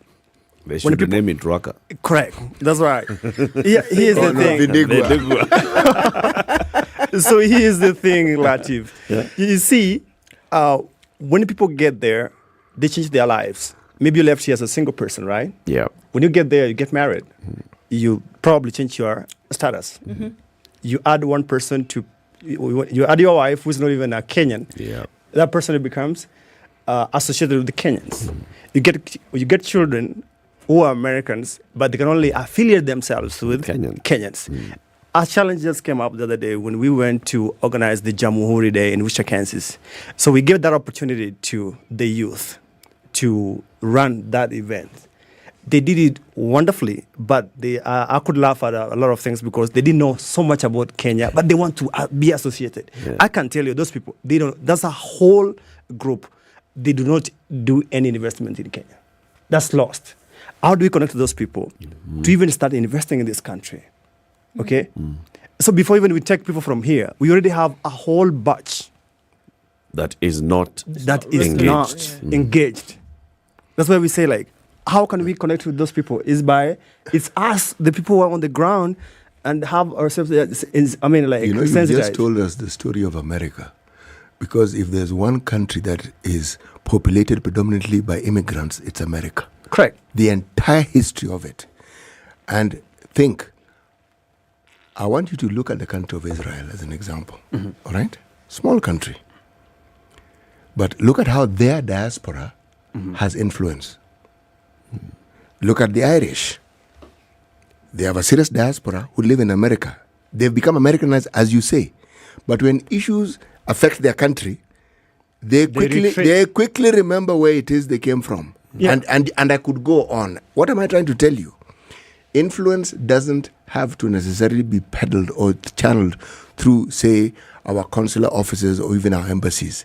If you're a citizen of the U.S., you have a congressman, you have a senator. Our ties with the U.S. are so close, this country, right, that you can actually influence the things you want through those legislative processes that you actually already have there. That's true. Because the policies that help run this country, some of them come from the place you've come from. Exactly. Now, if you're there, it's something you can influence. This is why I was saying the structure already exists. It's a question of expanding your mind to see exactly how best you can actually fit yourself into it so that the goals you have are achieved. As for the Jamhuri Day, excellent. Yeah, it was very successful, actually. I was surprised, Eric. Yeah, Eric, I was very surprised. Like, these are kids who hardly even speak Swahili. They trained Swahili overnight just to... And they did... they did an excellent job. I can tell you that. Even the organization, the monologues and everything, all coming up, they had this very organized event. This is why I always say, it's us. Who can do it? We cannot do it from far away. It's just like having... Allow me to repeat that, what I've just said. You can do it from far away. Does it? You can. Yeah. Yes. It's just like having gold mines in Congo and having offices with the AC in London or in how do you call it? In Paris and all that. Bro, for the longest time, the biggest tea market was in London. Mm-hmm. If you find one tea leaf being grown somewhere, one tea bush, you'll be fortunate. Yep. The chocolate making world in this country do not have cocoa. That's Swiss, right? Yes. There are things in this day and age that are possible irrespective of how far you live? I want to throw this challenge. Let me ask you a very simple question. For Kenyans, we are very serious business people in terms of in real estate and all that. You see the interest rate for, like in Kenya here, the other day, I mean, like it's something that it's in the public domain. We only have less than 25,000 out of 50 million people in mortgage loans. Yep. That's very true, right? Yep. Yes. The interest rate for mortgage loans is 12.9 and something percent. Yep. As opposed to Texas, it could be like 4.1. Just ask me one thing. Any serious person today, you want to invest in your own country, maybe in terms of mortgage, because we want to be like in a place whereby we want to involve everyone. All that we are left with is just to buy a piece of land and somewhere in the village, build your own house that you don't even live, because your life, you live in the United States or in UK, 98% of your entire life. Yeah. So you only have a house is being lived by rats and cockroaches out there back in the village, which has got no value, nothing. At the same time, there's a time I flew to LA and then I took an Uber to the place that I was going to. So fortunately, it was a Kenyan who was driving this Uber. He was only 23 years old. I mean, I felt so sad. Why? And then this is the thing. This Kenyan told me, he showed me how much he has built a house in a village worth $170,000. That's almost like 20 million, right? Yep. I asked him, how old are you again? 23. 23. So in terms of you going to Kenya, he said, like, I go there like in 2 years ago, like once. I was like, I asked him, so where did you build the house? In a village. So what's the purpose of building the house? That's 20 million, right? Mm-hmm. Do we have a better way that our government just come up with things that we can invest this money even in tax bonds? Like, instead of having our people buy pieces of land, at the end of the day, they perish in some funny places with no recreational facilities, no water catchment areas. They don't even factor very important things that we should be looking at. Like, why do we want to create our country with stone ravaging houses of ghettos? Because you see, at the end of the day, let me ask you, Latif, today. If you go to Kitengela, where everyone else just thought it could be a nice city, right? The next coming 20 years will be a ghetto. It will be even more than a Kibera, but it would be blocks of ghettos and bricks and all that, because you don't even have a clear passage of the roads. People who are in the diaspora, for example. So it would have been better if this 23-year-old had put in this 20 million shillings into some other investment that's growing. Correct. If we had that option, 23, that's a lot of money. So it's the options that you need now, the government, to set up those options and those exactly make them available, which are easier. Because you see, like, I don't want to take your time. I mean, like, it's easier. Someone should take a lot of time and incentives to lie to the people in the diaspora by just buying pieces of land. At the end of the day, they don't even end up anywhere. Yep. What's the purpose? Buy land, 1 million. Okay, put it there for 5 years. What's the purpose? It'll have increased in value. No, that's the thing. That's darkness. That's an eclipse. You don't do that. You're 23 years old. When is your money gonna roll? Because, I mean, it's just so funny.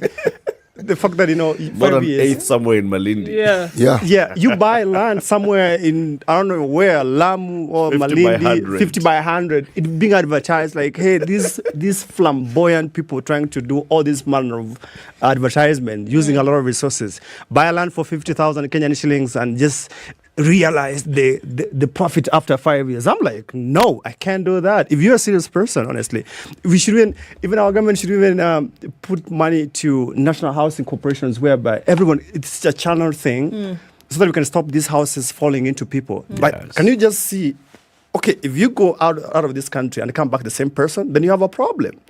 What's the purpose of just you having a piece of land, start constructing, live in it as you finish it? That's a safety hazard. The house will fall caving in you while you're in there. Someone is knocking walls here with heavy hammers. You're living next to this person. It shouldn't be happening like that. Yeah. If we do these things, give our government a ways, because people have gone out there and studied the best ways of working, and give out this best knowledge on how you can do construction. Yes, how to engage. I guess the challenge for both you as the leader of a caucus in America, speaking for diaspora, not just in America, but across the globe. The diaspora. And the government is to have a meeting. A serious meeting, right? Yes. is to have these conferences and regular meetings where all these ideas are just floated, and then the government comes back and says this is the best way. The best way that we can tap, for example, in the affordable housing scheme, government is looking for money. Ruto has land, is looking for money to build houses. There's the money. Billions of shillings sitting with Kenyans abroad, and they're just looking for where to invest it. Cliff, thank you very much for joining us. Thank you for having me. Always a pleasure having Kenyans joining us. Cliff Mobek is the leader of Diaspora Youth Caucus. He's been here with us. He's been talking about what is the best way, what are the opportunities, and what can the government do to increase diaspora remittances and engagement with the diaspora. Keep it here for more conversations coming up in the next hour. It's now 8 a.m.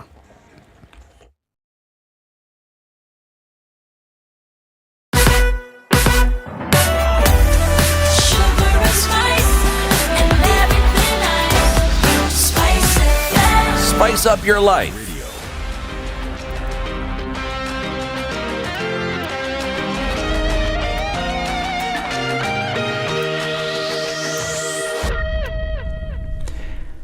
Good morning, this is Newswire. I'm Dennis Aseto. Kenya will continue to enhance its relations with Sudan so as to foster the existing bilateral ties enjoyed by the two countries. Deputy President Rigathi Gachagua said the country was keen on ensuring the ties between the two nations remain strong and mutually beneficial. The DP spoke when he hosted the Vice President of the Sudan Transitional Sovereignty Council, General Mohammed Hamdan Dagalo. The Deputy President said the two countries were close trading partners, promising the government's full support for the existing bilateral agreements. Now, for the second time in 5 months, Kiambu Governor Kimani Matangi has found himself in a tight corner with the MCAs, who are now accusing him of a repressive leadership. The MCAs, who stormed the governor's office and pressured him to speed up the process of distributing bursaries to the grassroots, have accused Governor Kimani Matangi of alleged abuse of office with the aim of benefiting his Matangi Foundation. Ninaomba Governor wa Matangi, ninakuomba udilink wa Matangi Foundation from the activities of the county government. The link. Hapo awali watu wa Kiambu wamekuwa na shida. Serikali ya kwanza, serikali ya pili, na sasa hii ni ya tatu. Hatugoji sasa hiyo ya tatu kuwa tunakuwa mashinda yetu. Sasa saa hii tunataka governor kuje, tukae chini atueleze kazi tutafanya aje. Led by Kahawa MCA Kennedy Odhiambo, the representatives of the majority and the minority wing camped outside of Matangi's office, asking him to explain how millions of shillings are being spent since there are no development projects going on in the grassroots, while many students are forced to stay home due to lack of bursaries. Tuko na mamilioni za kutengeneza mabarabara, lakini ukiangalia kwetu ward zetu mabarabara hayatengenezwi. Ukiangalia mambo ya bursary, sahi tuko hapa kamati sabasale simefunjwa. Tunasikia anasema ati MCAs atapata 50,000 ya kupatia watu kila mtu 5,500 watu 10. Sasa mimi nauliza, ward yangu iko watu ya takriban 40,000. Nikipewa 50,000 ya basari, nani 50,000? Nani atapata na nani atakosa? Now, the Kenya Medical Supplies Authority has released a consignment of condoms to at least 10 counties across the country. The more than 265 boxes are destined for 50 facilities in different counties. Dismissing shortage fears, Health CS Susan Wafula said that there is no condom shortage in the country, adding that the country has 38 million pieces of condoms. She instead blamed it on a lapse in terms of managing the process of condom request. Now, the Kenya Airways now says the current flight disruptions being experienced by the airline are as a result of delays in getting back its aircraft, which are undergoing scheduled maintenance. In a statement, Kenya Airways CEO Alan Kilavuka said there has been a global challenge in securing some aircraft components, a scenario he said has been occasioned by the Ukraine war crisis. The KQ CEO pointed out that, for instance, 100% titanium used on Embraer and 35% titanium used on Boeing are sourced from Russia. And the Nairobi Securities Exchange and the Capital Markets Authority are fast-tracking reforms that will break the dominance of a few big firms at the boards. NSC says it is confident the changes will play a key role in increasing the participation of local investors. According to the 2022 third quarter report by the Capital Markets Authority, the Nairobi Securities Exchange had a total of 66 listed companies as of last year. But out of these, the board is largely dominated by 10 firms who control nearly 80% of the market. And US President Joe Biden is seeking tougher action on illegal migration and drugs in talks with his Mexican counterpart Andrés Manuel López Obrador. As strains showed in the neighbors' approach to tackling the crisis, Biden is visiting Mexico for the first time as president to meet López Obrador and also hold three-way talks with Canadian Prime Minister Justin Trudeau at what is dubbed as the Three Amigos Summit. Biden said that one of his priorities was discussing the plague of fentanyl, which has killed 100,000 Americans so far, referring to the often deadly opioid smuggled across the border by Mexican drug cartels. Another vital issue was how they can tackle irregular migration, which he thinks they are doing. He said that at the talks in Mexico. Now, Prince Harry's publicity bleeds for his new memoir led his public ratings to plummet to a record low in Britain before the unflinching autobiography about his troubled royal life hits the bookshop. This is Newswire. I'm Dennis Oseto. Good morning.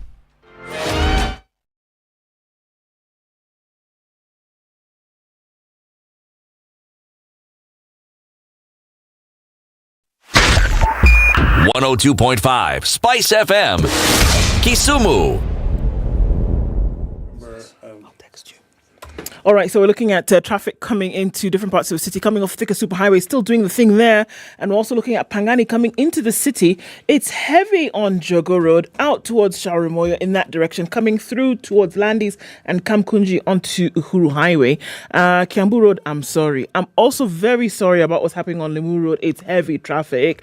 Runda out towards Whispers and then Gigiri. James Gishuru looking into Westlands, Kileleshwa, Lavington, that whole area is an absolute mess. Gitanga Road and then heading out towards Lavington. Crazy.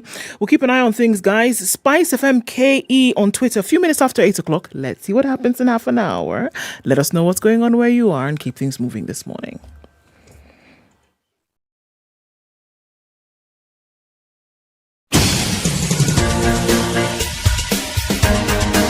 This is The Situation Room, the home of hard-hitting political commentary and penetrating insights about the state of the nation. This is a talk radio experience like no other. The Situation Room, a place for hard truths, debates, and elevated conversations. The Situation Room, witty, political, engaging, deep, controversial. In the room, we have C.T. Muga, researcher, academic, seasoned political observer, a fountain of wisdom in these politically uncertain times. Ndu Oko, Nigerian by birth, Kenyan by choice, communications expert, Pan-Africanist, a truth seeker and believer in people power, and Eric Latin, agent provocateur, the man in the chair, seasoned journalist, news hound, a man who believes in punching up, not down.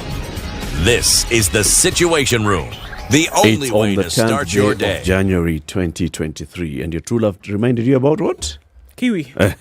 My true love gave to me kiwi and said if you want some more kiwi, you walk into any of your favorite supermarkets this morning, buy a tin of kiwi, the 100 ml or the 80 ml. That's your 80 grams or 40 grams. And they're black kiwi polish. What you do, you look at the code under the lid and then you send that to *459 *5#.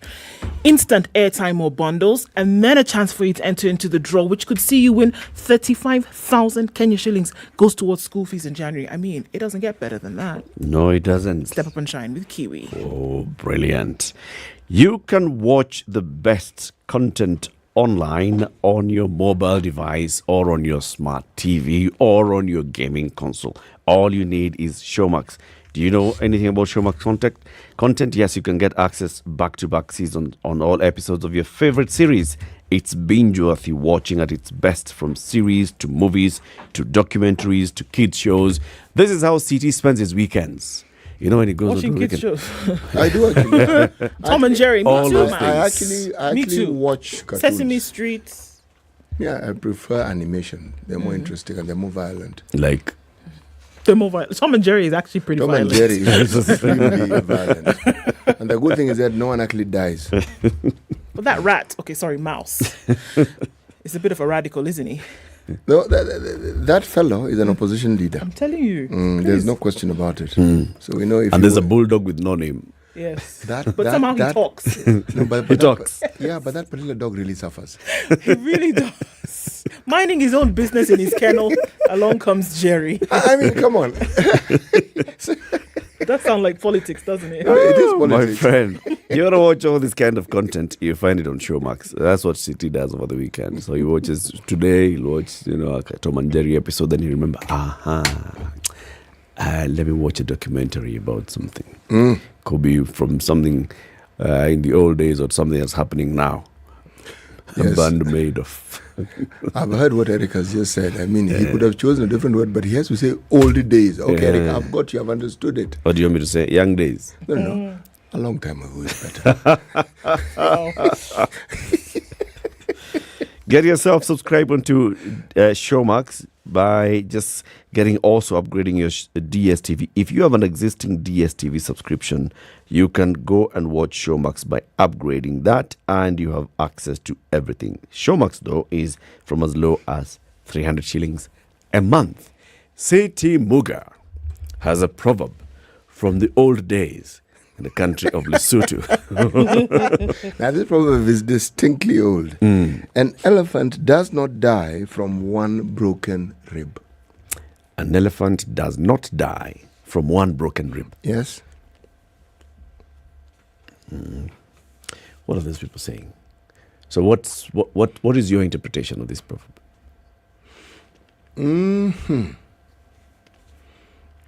A broken rib constitutes an injury. And it isn't fatal.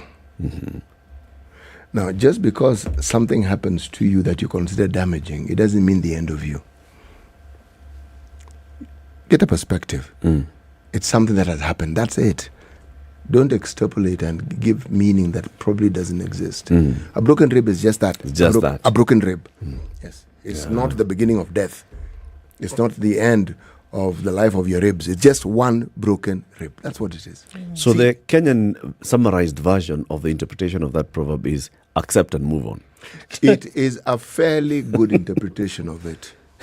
Accept, move on. Yes. It's just a rib. Don't get philosophical about it, okay? Fine. It's rib, you figured it out. It's broken. Yes. That's it. Carry on. Move on. Tuendelee. Next, we have a guest in the studio. Her name is Dr. Lily Murray. Dr. Murray is a policy research and data specialist for Africa at Borderlands Center. Dr. Murray, welcome to Kenya's Biggest Conversation. Thank you very much. Happy to be here today. Yes, and Happy New Year. You know, we are saying Happy New Year between the 1st of January until... June 17th. Why 17th? Because it just sounds nice. No, until the end of the financial year. It's around there now. June 17th. End of June. But why are you people limiting the year? The We'll go to year the ends on end. the 31st of December. That's when the year ends. Yes. Happy New Year until... It is a new year. Until you till say the Happy New 31st Year of- to the new. Precisely. So, expand your vision, my man. All right. Wow. Yes. Happy New Year, Daktari. Happy New Year, everyone. Let's start with just understanding the Borderlands Center. What is it and what does it do? Thank you, Eric. The Africa Borderlands Center is a research center for the United Nations Development Program, known as the UNDP. And its aim is to support the United Nations Development Program to research, to collect data and information, to be able to inform development programming and policy in the Africa Borderlands.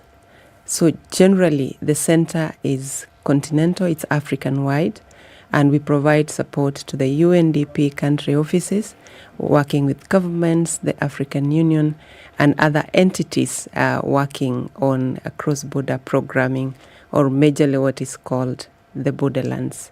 So we basically work through collaborative partnership approaches to be able to look at issues such as what we are going to discuss today on the agro-pastoralists, and work together with these partners to ensure that these interventions are evidence-based. So what are borderlands? Is it any country that has a border? Good question.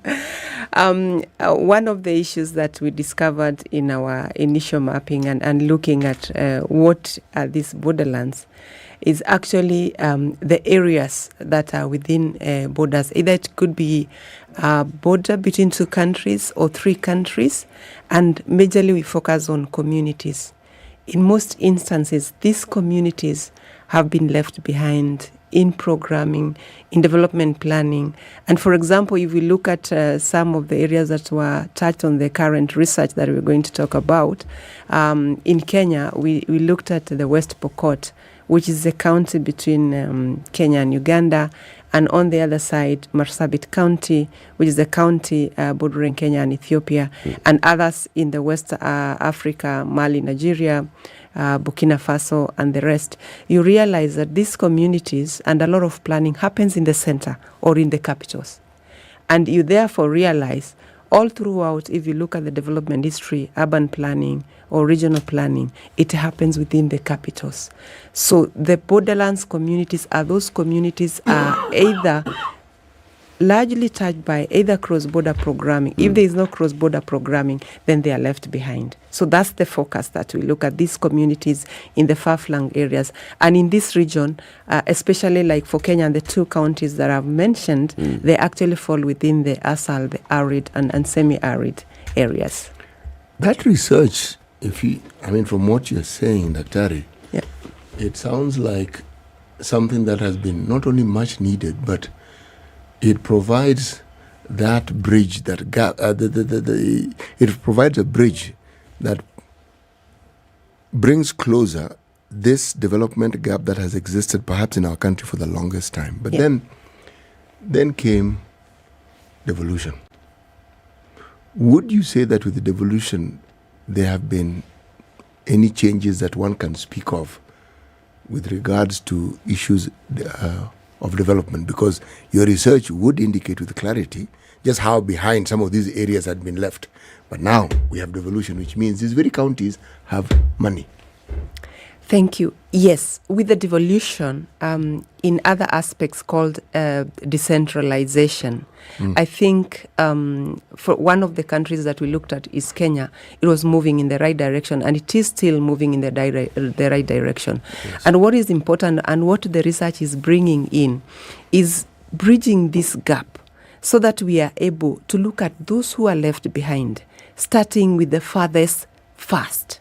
So we are saying in the construction, or for instance, in the devolution using the country Kenya, you will find that it is very, very important to actually look at what are these challenges in these far-flung areas or far-flung counties. And one of the issues we are realizing that, for instance, the two counties that I've given an example, because they are far-flanked, they are in semi-arid, but they are also border counties. Yeah. So therefore that means it requires not only the county regional devolution perspective, but also the cross-border perspective. Because for instance, if something is happening in West Pokot, it of course either flows out to the next, which is Kabong or Moroto in Uganda, or the other way around. So what we are saying, yes, devolution within the country context, but also look across. What is it that we can do? And one of the issues that we are proposing, and that came from these communities, because if you look at the report, it's promise and peril, resilience and voices. So we actually collected voices from how they see their lives, how they've become resilient, and how they want solution to be done. And they are saying, for instance, if we want to improve the lives of agro-pastoralists, support us to do more cross-border trade. We farm, we have farm inputs. We have livestock, we want to add value and sell. So we are therefore saying with this devolution within the country, yes, but also allow us to be able to trade what we have, to be able to add value, and therefore build our resilience. So the report is called the Africa Borderlands Report. Talking about just these two communities that we can relate with, community in West Pokot, community in Marsabit. Yes. agro-pastoralists. Yes. Which means that they are pastoralists, they are keeping livestock, and they are also farming. Yes. So this is who these communities are. Yes. What have you found as the main challenges that they face, but also start with the main opportunities that you see here, and what you can say these are success stories from what they've gone through: promise and resilience and voices. No, promise and peril, resilience and voices. Thank you. I think, Erica, I'll start with the opportunities. One, from our own mapping, it's an estimated that over 270 million people live in these borderlands, including these two that we've mentioned. 270 million people. In Africa. In Africa. Okay. Yes, including these two areas, yes. and even the 8 countries that we recite about. Apart from them being faced by the challenges of drought, lack of water, and the climate related, these communities have their own way of the resilience. They have ways of adapting. One of the issues they are saying that the natural resources that is available to be shared is an opportunity. But because of the change of the climate, it's dwindling. One thing, pasture. Yep. And water. Yep. So therefore they have to cross. And when they cross, if they are livestock, they're either trampling on crops and there is conflict, or they all running to this hardly found resource, which is pasture and water, therefore conflict. Yeah. But they are saying, the little we have, the indigenous knowledge that we have, if we can be helped to build on this, we can thrive. And one of the propositions we are actually proposing from the UNDP Africa Borderland Center is what we call the area-based portfolio approach. So that in this area-based portfolio approach, you take what is available there. You take the opportunity, for instance, is it water? Is it irrigation, so that they can be able to farm and they can be able to tender their livestock in a manner that is commensurate with good neighborliness and bring in the issue of social cohesion? And we are also saying to do this, since already they have a lot of resources, is it finances? So who are we going to partner with so that this area-based portfolio approach, looking at the vertical and the horizontal, and the horizontal actually is the neighborliness within the county and across the border, and to be able to help them ensure that this happens. So we are therefore saying, looking at this area-based portfolio approach, resource mobilizing with private sector and make sure that we attract finances here and investment. We are therefore saying these people can be able to adopt another change of life and build their resilience.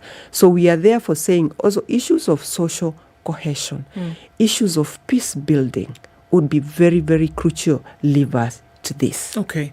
To whom do these people belong? And I think that's also probably a crucial thing when we're talking about then who protects them, and then under whose ambit then do they fall when it comes to rights. So somebody who lives along the borderlands, who claims them and then who takes care of them? Or rather, from whom do they demand as nations? From whom do they demand? Thank you. From who do they demand accountability? Within the context of a government, for instance, Kenya, it has its own way of managing national government and the county government. So therefore, this in West Pokot, the communities that were interviewed, actually they look up to, at the local level, the county government of West Pokot. But also you will find that the national government has a responsibility to provide the national duties and accountability mechanism. So that is what they look up to. But also they are saying, if you look at the report, they've also gotten service delivery from non-governmental organizations, from faith-based and others. So as communities, they look at government, they look at county government, but they also look at other partners and other friends, including the United Nations and other non-governmental organizations that have provided support. So we are therefore saying, and going back to the aim of this research, we called it the collaborative action research for development. My friends in the office lab, and sometimes I call it we cared, collaborative action, research for development. Why? Because all the stakeholders, we are going to work together, and that's why we are here today, to share this message and to invite all partners to look at the recommendations from the report. If you can work with the United Nations, if you can work with the government, the national government or the county government or the regional government, for instance, even the IGAD, the African Union, the East African Community, if you can pick one thing and say, colleagues, partners, these communities have been left behind. I want to work with you to ensure that we are collaborating and we are filling this space and taking the opportunity, because the communities gave us their story. They've spoken to us. And we are actually going to work together with them and also coalesce. They gave us a list of the people they are working in different regions of Africa to be able to craft these area-based portfolio approaches and therefore help them continue improving their resilience and adaptability. You know, I see one big problem. Yes, Eric. And this is the most important stakeholder or partner. Yes. Government. Yes. These are areas that have been marginalized by government, either by direct policy or by indirect policy. Okay? And even today, as we speak, the way you're saying, they are facing these challenges. These are counties that are also, like, recently, they're facing drought. Recently, they had locust and all this. But the way the government responds to their issues tells you that the government does not really put in as much effort as it ought to be putting. For IGAD to come in, for the UN to come in, for other development partners to come in, for even faith-based organizations and local civil society organizations to participate, the government needs to take the lead. So the government is a critical stakeholder here. And yet the government has had ministries that deal with regional development since Kibaki days. Even today, the William Ruto administration has a ministry that is dealing with East African and regional development. But you don't feel the presence of national government spearheading all these activities that are needed. What does the report recommend, or what do you see as the best way to make the government act and treat these people as their people? Oh, thank you, Eric. I think one of the recommendations from the report and basically lifting the voices from the communities, they appreciate that there are some services that have been delivered by different governments across Africa, and they would want to see more. And we want to appreciate, especially for this report, we do appreciate the support from the government of Kenya, because the design and the launching of the report, we've seen their goodwill and commitment. And actually, we want to acknowledge that this report was launched together with the representation of government from the Ministry of East African Community and Arid and Semi-Arid Lands. As I mentioned, the two counties fall within that realm. So we're hoping to work together with them in this so that we can be able and see actually whether we could start here in West Pokot, in the Kenya-Uganda border, with our colleagues in the UNDP country office across the border, and see this, what we call the area-based portfolio approach, if it can bring some of the benefits that we are seeing. So we're working together. The Africa Borderland Center is based, though continental, it's based here in Nairobi, and we are hosted here, and we are happy to appreciate the collegial support that we have already received from the government of Kenya and working towards with us, and even during the launch of the report. And in terms of the implementation, we're actually going to pick the different recommendations for the different actors and have a whole long way implementation plan, and also working together with other development partners and willing friends to be able to support these countries to do the implementation and respond to what the communities look at challenges, because already there are opportunities.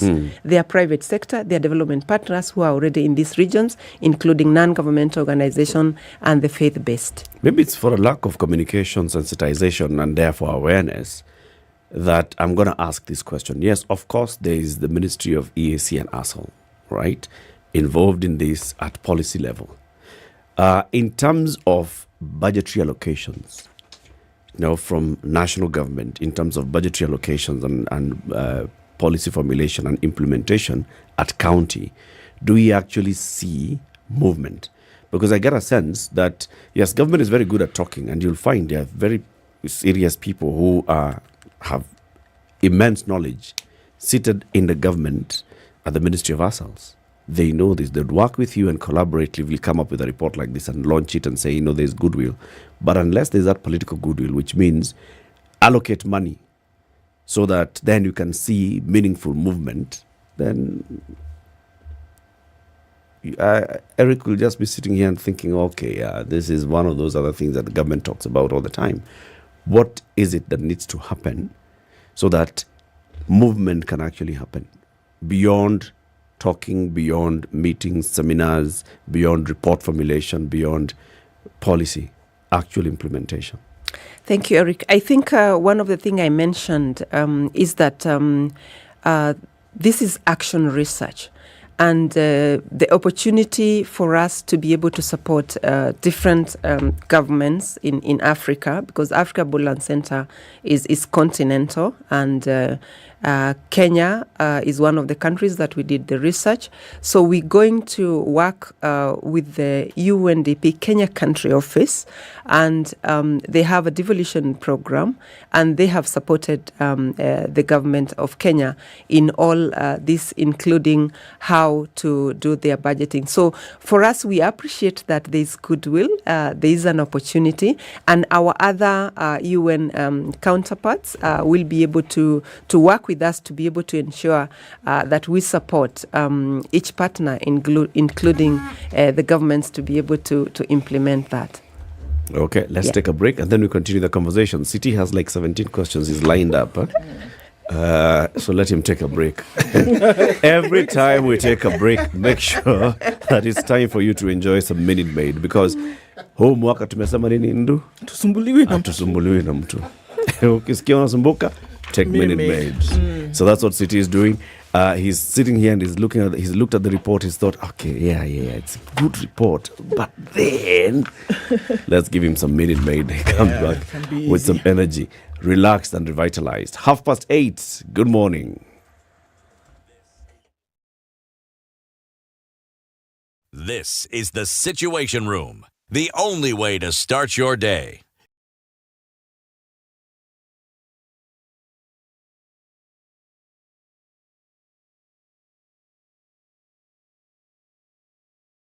We're bringing the heat this festive season. Fire emoji, fire emoji, fire emoji. With the hottest content this holiday. I'm telling you, have a Showmax festive. Subscribe at showmax.com.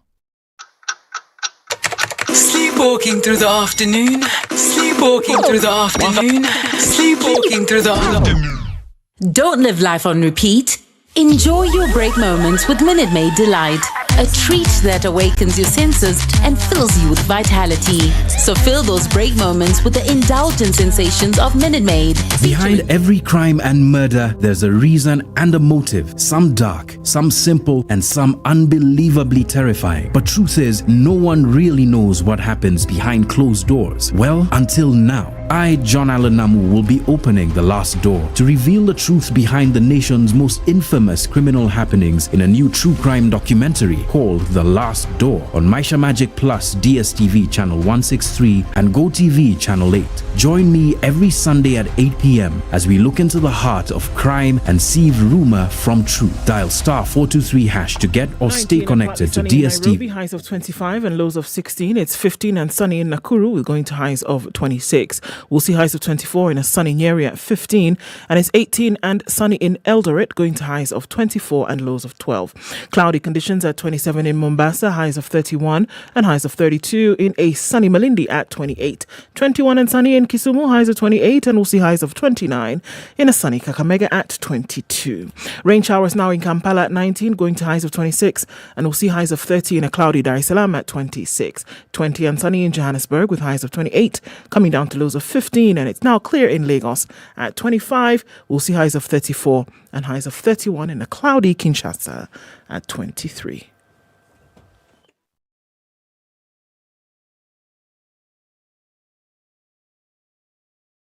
Yolanda Mulo and DJ Absolute. When the gang is together, you know it's Sugar and Spice. Great vibes, conversations, a lot of humor. I like to say we don't give an F, we give 3 Fs. You and I are in this relationship, so it is me to tell you who we are. When you ask a chick, how many guys have you been with? She's like, including you.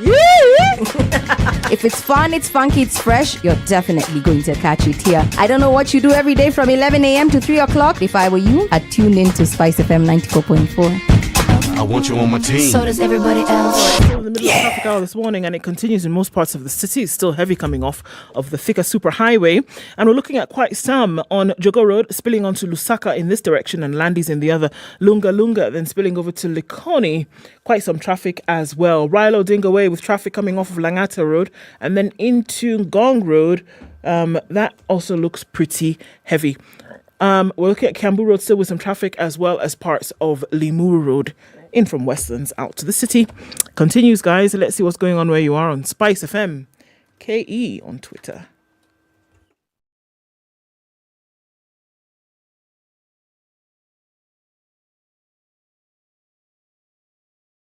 Mature, intelligent talk every morning.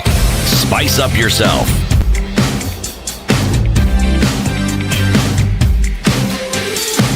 $26:09. A very Mornings frustrated done right. who's writing us from Mombasa. He says, we are here at Huduma Mombasa, Mombasa Huduma Center. We are not getting any service. Reason being, the network is down. It's not over 1 hour. Can somebody do something? Aisha Jumwa, do something. Ole Tumbi, do something. SpiceFM, do something. Okay, as we've done our something. Now it's for Aisha Jumwa and Ole Tumbi to do their something. Conversation continues with Dr. Lily Murray, who is a policy research and data specialist at the Africa Borderlands Center. She's here to talk to us about a report they've recently released called the Africa Borderlands Report. And City, you've taken the sip of Minute Maid. Relaxed, revitalized, energized. You know, take your worries away. It isn't so much my worries or concerns. It is what the good doctor has mentioned has piqued my interrogative capacities. I'm thinking, this is a good thing that is being done here. And then you came in and started talking about the government involvement. Now, that one got my mind racing. Because if I look at some of the areas that have been mentioned, we're talking about, let's say, talk about Turkana, for instance. I'm going to focus on Turkana. Several things have happened in that particular county that are significant. One, we've talked of oil exploration, but the one which appeared viable until the company that was involved were told ran out of money was in Turkana. That same Turkana, at the Lake Turkana, has a serious wind power project. That same Turkana is the same place, in a place called Lotikipi. They found 250, this was in 2013, 250 billion, cubic meters of water in an aquifer. But we're told this one, salinity too high. Extracting it too expensive. Yeah, too expensive. And also, this matter of how it can be viable. And yet we're told that this is a sort of water that could serve this country for the next 70 years. According to the experts, not according to me. So I'm thinking to myself, if I look at the technology and the science about what we refer to as desalination, it's really advanced. Some are even solar powered. Now, if you've been to Turkana, the one thing you'll realize, they do not have a shortage of solar, as in sun. So, if you're talking about power that is required for this desalination to take place, go to the coast and look at the water that most of the establishments have. It's sweet water, but it doesn't start off as sweet. It's been desalinated. So, Eric, your point about government involvement, if this is the amount of water that we have, and we're talking about Turkana, Turkana borders Samburu. Forget the countries, it borders Southern Sudan and Uganda. Let's leave that aside. Let's come back to Kenya. It borders Pokot, it borders Samburu, it borders Marsabit.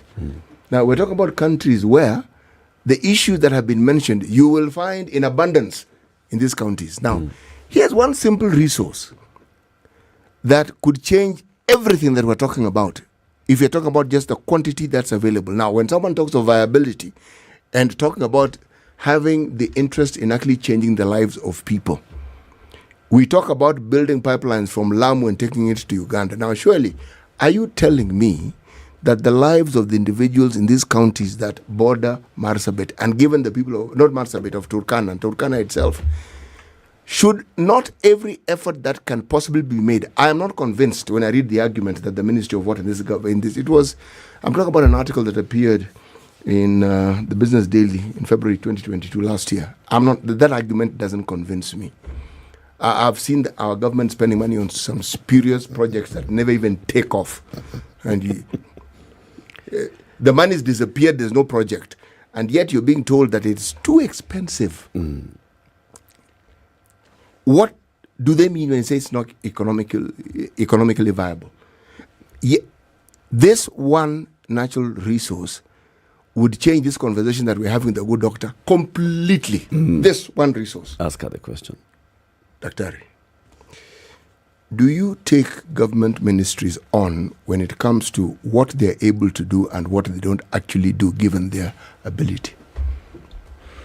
Thank you for that question. I think I will respond by just going back to the mandate of the United Development Program and to appreciate that we work with governments and we work to support them, notwithstanding that they have the responsibility of working to support their people and ensuring that their policies and legislations that help to improve the lives of their people. So I think for us, since there is an opportunity to provide and to work with them on development solutions in these areas where they were sampled by the research. Of course, we couldn't do the whole of Africa. We could actually even do the whole of borderlands. It's just where the research were focused. But we are appreciating that there are lessons learned from other countries that can be borrowed. And with these spaces of collaboration, therefore, we can work to support them when they need help and when they ask. So I want to say that the example you've given for Turkana County and the natural resources that are available, I think is another opportunity to appreciate that in these borderlands areas, in these areas that are left behind, they are far-flanked, their resources is a matter of injecting new innovation, new technology, and see how these communities benefit. Yeah. How have these communities survived over time? If you look at the footprint, if we're looking at the African continent, looking at Kenya and the border communities in Kenya, looking at West Africa, border communities of Nigeria, Mali, etc. Yeah. How do they survive? Because I feel as though there's a sense of being lost as these communities, not really sure where they belong. There are those that border within the country, and then there are those that border internationally. I think of the Hausa people of Nigeria. I think of the Hausa people of Mali. I think of the Hausa people of Niger. Yeah. So how have they survived before the intervention of organizations who then, I'm assuming, push governments to then operate in a certain manner? What has the survival mechanism been historically? Thank you. Historically, these communities, in the first place, they don't know physical borders. Because one of the things that they told us that have really helped them to live is family and trade. And because family, as you've mentioned, the Hausa in that Nigeria, Niger, and Mali triangle, people have intermarried. People still move either because of weddings or other ceremonies. So that anchor, one of the things they said is family. The other thing that they said is their anchor is this being able to cross the border for family or to trade. And also, it cautions them with this drought and these climate impactive shocks.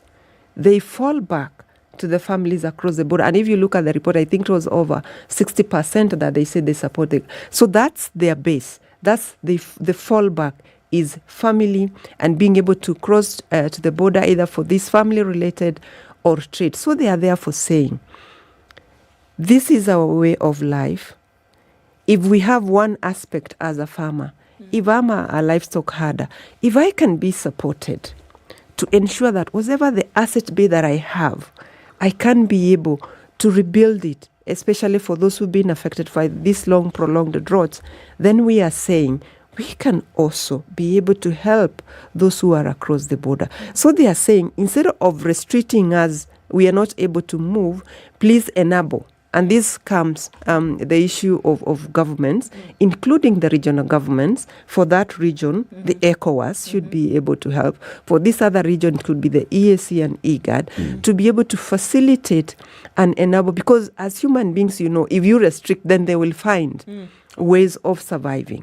And we have seen, and from the research, is that there's a promise, because a lot of the youth in that area is promising, and they are the ones who will be able to be resilient. But if there is that gap, then you will find others getting into criminality, either banditry or what they call case razzling in some of these areas. So they are therefore saying, appreciating that there are these challenges, but we are also saying there is a way as families, as communities, we've been able to work together. And one of the issues they said is that we trade. Can we be helped to have markets that we can access? Markets that can facilitate our income and livelihoods. So I think these are some of the opportunities we are looking at. And for us, we are saying, if we bring this focus as a development solution and look at these areas, what is the key thing? Is it market? Is it finance? Is it value chain and value addition to the livestock products, to the crop products? Then we are therefore saying, then let's, as much as they are appreciating that there are no physical borders, but they are saying this space we are in is our space that we want to thrive. So we also want to support them, working with governments through the African Union and IGAD, ensure the horizontal and vertical cohesion is something that we support these communities with. Daktari. Yes. In the absence of research, one can actually not even move forward. So one cannot possibly doubt the importance of what you do. Now, but I have to ask this question. At the end of all the processes that you carry out, and with the goals you have in mind, what does success look like? When one looks at the research that has been undertaken, the time that has been taken, what would you need to look at in order to say that, here we've been successful? Here we've achieved what we set out to do. Thank you. I think success would look like this.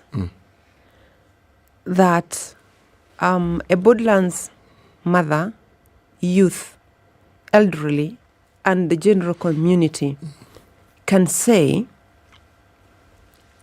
in the last 2 years, we were not able to grow crops. We were not able to go to the market. But in 2024, in 2025, I can grow crops, I can go and trade, and I can comfortably relate with my neighbors in a more peaceful way. And they can say that their livelihood have actually improved.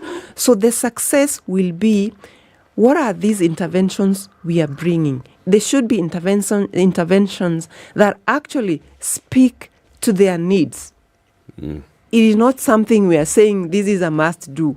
No, we look at the recommendation, they said, for instance, some of them, they do beekeeping, and they were saying a little bit of injection, we can be able to package and sell, and therefore I can be able to earn. So success would look that these aspirations that they have, this opportunity that they are saying, they just want an injection, a small push for them to realize and to get back on their feet. And because of COVID, some of these communities, when borders were closed, they could not trade. But they're saying now, with COVID going down and cross borders being open, if you can just inject market, finance for us, will be able to get back on our feet. That is the success we want to see. The success that we have supported them in what they see as the lines of livelihood to be able to thrive. That is the success we are looking at. I'm hearing government response. Success here is if the government reads this report and the government responds to what the people, because the report, like you're saying, the report contains the voices of the people. This is what we'd like. If we got this, we believe we can move, right? Even if the UNDP and other development partners came in and initiated the projects, there need to be sustainability, and that's where government comes in. Now, I hear government response, and I go back into the frustration that even CT was expressing here. Marsabit County has Africa's largest wind power plant. Okay? All that power is evacuated and brought to Suswa. These people are talking about value addition, electricity. They are talking about if Kenya has, if not the largest, the second or third largest stock of livestock. It's in these Asal counties. Yes. Now, markets, getting into abattoirs, getting into processing, getting that meat out into... Surely, it only just needs government response. And that's why I know you work at research and you're listening to the people and the people are saying and you're producing the report and you're saying, all right, government has also worked and they have listened and they're saying, yes, we agree that this would make sense. The next thing is just unlocking that government response. Now, I know that is not the area that you come in, but now at a higher level, at UNDP, at UN, at AU, at IGAD, it is just saying, well, government, how much money would you need? If it's X amount of money, we can inject the initial capital. And then you make sure that you guarantee sustainability for the community, for the benefit of the community, which is not community, it's for the benefit of your citizens. Okay, my question. Yes. Go for it, Eric. Eric, swali limepotea kidogo. Limepotea kidogo. I want to ask the question. Okay, ask. Yes. Are there, on this report, mechanisms? Okay, what are they called? Okay, are there mechanisms and implementation matrices that say this must happen by this time? Thank you, Eric. We couldn't put everything on the report. And I think I mentioned when I started that the design of this report was collaborative. So what we are doing now and starting with today, we're going to have an implementation plan inbuilt with the various stakeholders. And you've ably mentioned some of them, the African Union, IGAD, ECOWAS in the West, EAC, and all governments. We're going to work with governments and in the 8 countries that are mentioned in the report. That is Kenya, Uganda, Ethiopia, South Sudan, Niger, Mali, and Burkina Faso, and Nigeria, and UNDP country offices in those regions. So in the implementation plan, we're going to put those specifics and we're going to work. One of the things is to sensitize them about the recommendations of the report so that we work together in terms of the implementation and resource mobilizing for actually implementing. So in a separate document from this, we have that implementation matrix, and we've mapped out for the various stakeholders so that they can pick in a recommendation and see how they are going to work with that. So that is not part of this report, but it is what we call the post-launch report advocacy that we are going to work with the various stakeholders, including the private sector. Yeah. It's a unique community, and looking at communities which other development agendas then operate within. Usually it's to uplift the situation, or to change a situation, or to bring about something else. Here, we're not necessarily saying remove these people from this area, but and maybe you could advise on this, what we're saying as the end goal is to say that even as these people reside in these areas, eke out livelihoods, etc., what are we saying that ought to be the minimum irreducible standard that they should then inhabit as they live here. Because it's a different intervention from the way I see it. We're not trying to say provide water. We're not trying to say end gender-based violence. We're not trying to say uproot them. This is where they live. This is what they know. But what are we saying is the bare minimum in terms of a standard through which they should operate even as they live along these borders? I think, before I respond to your question, I think just a bit of correction. One of the key issues that came up is actually GBV is on the increase in these areas. Okay. Mm-hmm. Yes. And therefore we are saying if you have to provide development solutions, you have also to look at why this GBV in these areas. And therefore, meaning that for any development solution, then you look at the most affected. And that minimum you're talking about, it all boils to all of them, whether it's women, youth, pastoralists, herders, is the issue of livelihood. And even humanly speaking, for all of us, if you don't have anything for a livelihood to feed yourself, then you cannot even breathe. So we are therefore saying the bare minimum.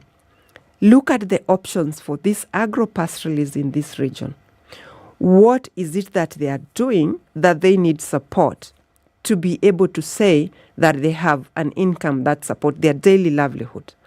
And as I said, one of the issues that we've looked into is that because they are in marginal areas, because of the drought and other related climate shocks, they also cannot farm.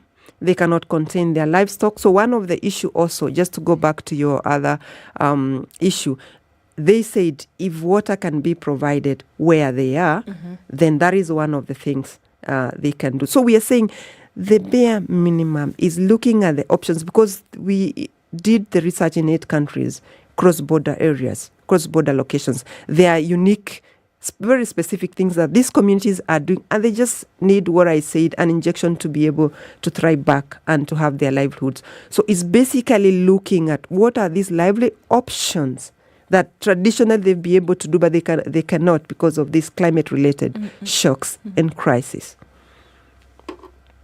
You know, you've explained what you've done so well, and this report so well.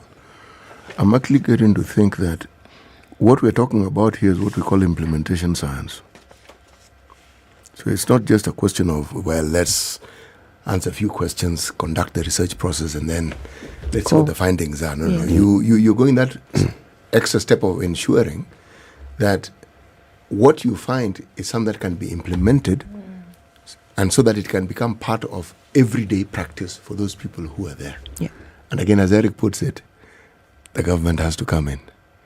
What leverage does UNDP have to ensure that some of the things that they come up with actually get implemented? I'm using the word leverage because governments tend to have their own idea of what should happen and how it should happen, and sometimes it's contrary to what actually should happen. So now, as a world body and as a serious, strong agency with the power of the UN behind it, how do you ensure, in the most amicable way possible, get governments to actually implement or ensure that these things happen? Thank you. Just to go back to what you talked about, implementation science. Actually, for me as a researcher, I applied what we call the citizen science. And that's why the voices. And if you can look at the report, we also have the faces, because we wanted to show where are they. You elevate their voice, but also let them be seen and be heard. Give them centrality. Yes. Very important in terms of how the UN work with governments. In every country, there is a cooperation framework with the specific governments for that country. So in this region, as much as the Africa Borderland Center is continental, we are hosted in Nairobi, and we have the UNDP country office in Nairobi. And we also have the resident coordinator in Kenya. And this to help us with on-the-ground implementation, working with the government of Kenya through the cooperation framework. So there is that, and this cooperation framework, the UN comes in, not only UNDP, we have other UN agencies working with government through the cooperation framework. And this cooperation framework is guided by the government priorities. And we are happy that our report will contribute to some of those priorities for the government of Kenya, specifically looking at the outcomes that came with these two research locations that were researched. And we're also happy that the county governments for these two counties are involved. So for us, we take that opportunity, being guided by the cooperation framework, to enhance the partnership and also to provide the technical support and the technical advice to be able to help these governments achieve what they want to achieve. Secondly, and very, very important, for the Africa Borderland Center, the center was actually created with the UN and the African Union.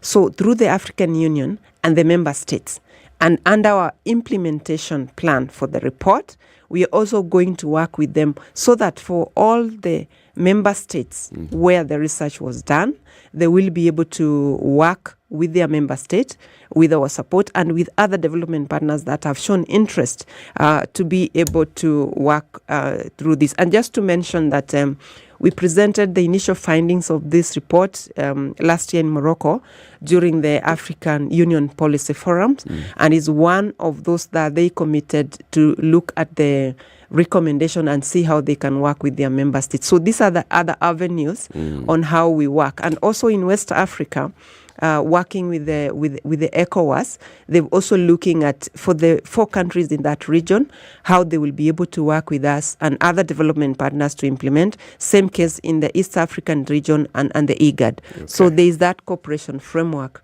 that guides the UN in terms of working with governments, and we'll be able to work with them through that.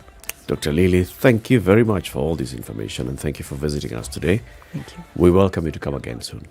Thank you very much, and we look forward. This is just one of those that we're trying to create awareness and to ensure that this citizen science through a collaborative approach, we can be able to ensure that development solutions actually reach these marginal areas and ensure that we achieve the sustainable development goals. Asante. Keep it here for more conversations coming up in the next hour. Good morning. It's 9 a.m. Time for the news.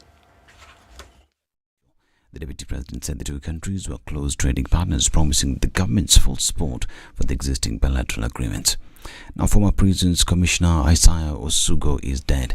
His family says he passed on last night at the Nairobi Hospital ICU, where he had been admitted for a week. Osugo is a career police officer who served as the prison's boss from September 2008 when he was plucked from the police by former President Mwai Kibaki. He retired in 2019 on attaining the mandatory retirement age. Osugo is credited for steering far-reaching reforms at the prisons department. He has previously served as the Provincial Commission Investigations Officer in Nairobi, among other postings within the police ranks. Our thoughts and prayers to the family. Now, the Kenya Medical Supplies Authority has released a consignment of condoms to at least 10 counties across the country.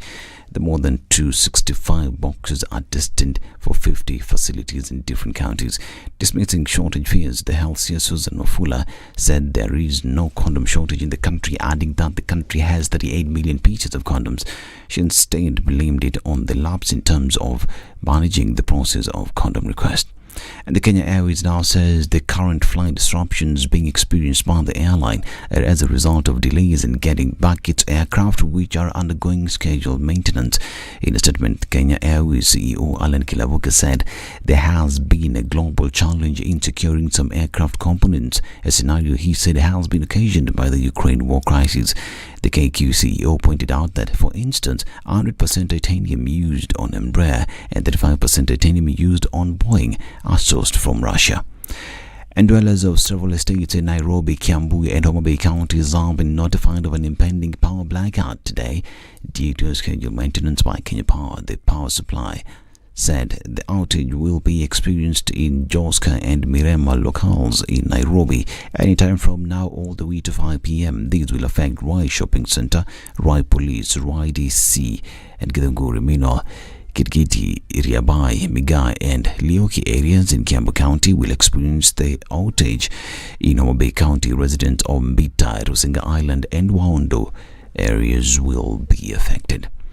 And the Nairobi Securities Exchange and the Capital Markets Authority are fast-tracking reforms that will break the dominance of a few big firms at the boards. NSC says it is confident the changes will play a key role in increasing the participation of local investors. According to the 2022 third quarter report by the Capital Markets Authority, the Nairobi Securities Exchange had a total of 66 listed companies as of last year. But out of this, the board is largely dominated by 10 firms who control nearly 87% of the market. Kitale police have taken a robbery suspect into custody after he attacked a man and stole his valuables, according to Directorate of Criminal Investigations. 27-year-old Dan Miruri was part of a 5-man gang that attacked the man while he was walking home, stealing his phone and other valuables. Shortly after, the police apprehended Miruri, who was dressed in a police smoke jacket, and recovered the stolen items. Also recovered was a kitchen knife and 17 rolls of bang. Miruri will be held in custody until his arraignment on robbery with violence charges. The Brazilian far-right ex-president Jair Bolsonaro tweeted a photo of himself from a hospital in the United States a day after his supporters drew international condemnation by invading the seat of power in Brasilia. Bolsonaro posted the photo showing himself in a hospital bed in Orlando, Florida, the southern U.S. state, where he traveled 2 days before the end of his term on December 31st. The former Brazilian leader was stabbed in the abdomen in an attack that nearly claimed his life during his winning campaign in 2018 and has undergone multiple surgeries since then. News of his hospitalization came the day after far-right protesters invaded the presidential palace, Congress and Supreme Court in the Brazilian capital, thrashing the buildings in scenes reminiscent of the January 6, 2021 attacks on the U.S. Capitol by supporters of then-President Donald Trump, a Bolsonaro ally. And Iran has handed down 3 more death sentences for offences related to the civil unrest triggered by Mahsa Amini's death. The judiciary said in a Monday, fueling international protest against the regime. This is Newswire. Dennis Assetto. Good morning.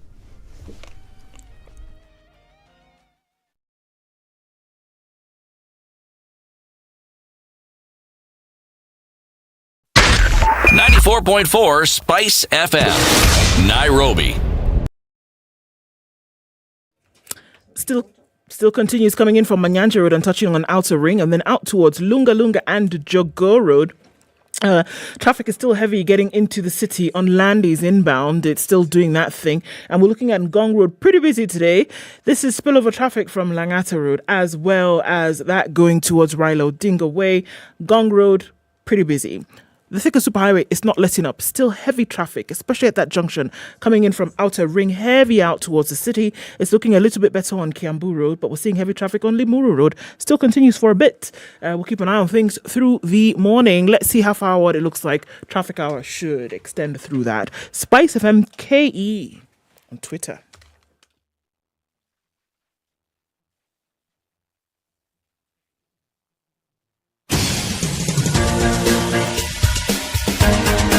This is The Situation Room, the home of hard-hitting political commentary and penetrating insights about the state of the nation. This is a talk radio experience like no other. The Situation Room, a place for hard truths, debates, and elevated conversations. The Situation Room, witty, political, engaging, deep, controversial. In the room, we have C.T. Muga, researcher, academic, seasoned political observer, a fountain of wisdom in these politically uncertain times. Ndu Oko, Nigerian by birth, Kenyan by choice, communications expert, Pan-Africanist, a truth seeker and believer in people power, and Eric Latif, agent provocateur, the man in the chair, seasoned journalist, news hound, a man who believes in punching up, not down. This is The Situation Room, the only way 7 to minutes start to your 9. day. Good morning, and how are you doing? Welcome to the final hour of The Situation Room today. It's the 10th day of which month? The first. January. Of which year? 2023. It's a big year. And it's only 13 days before schools open. Yeah. And are you looking for school fees? Well, here's a way to step up and shine. Kiwi is allowing you to step up and shine and not be embarrassed by this looking for school fees situation. All you need to do is get into a supermarket today, not tomorrow. today, buy a tin of the Kiwi Black shoe polish in the 80 grams or 40 grams. That's 80 ml or 100 ml.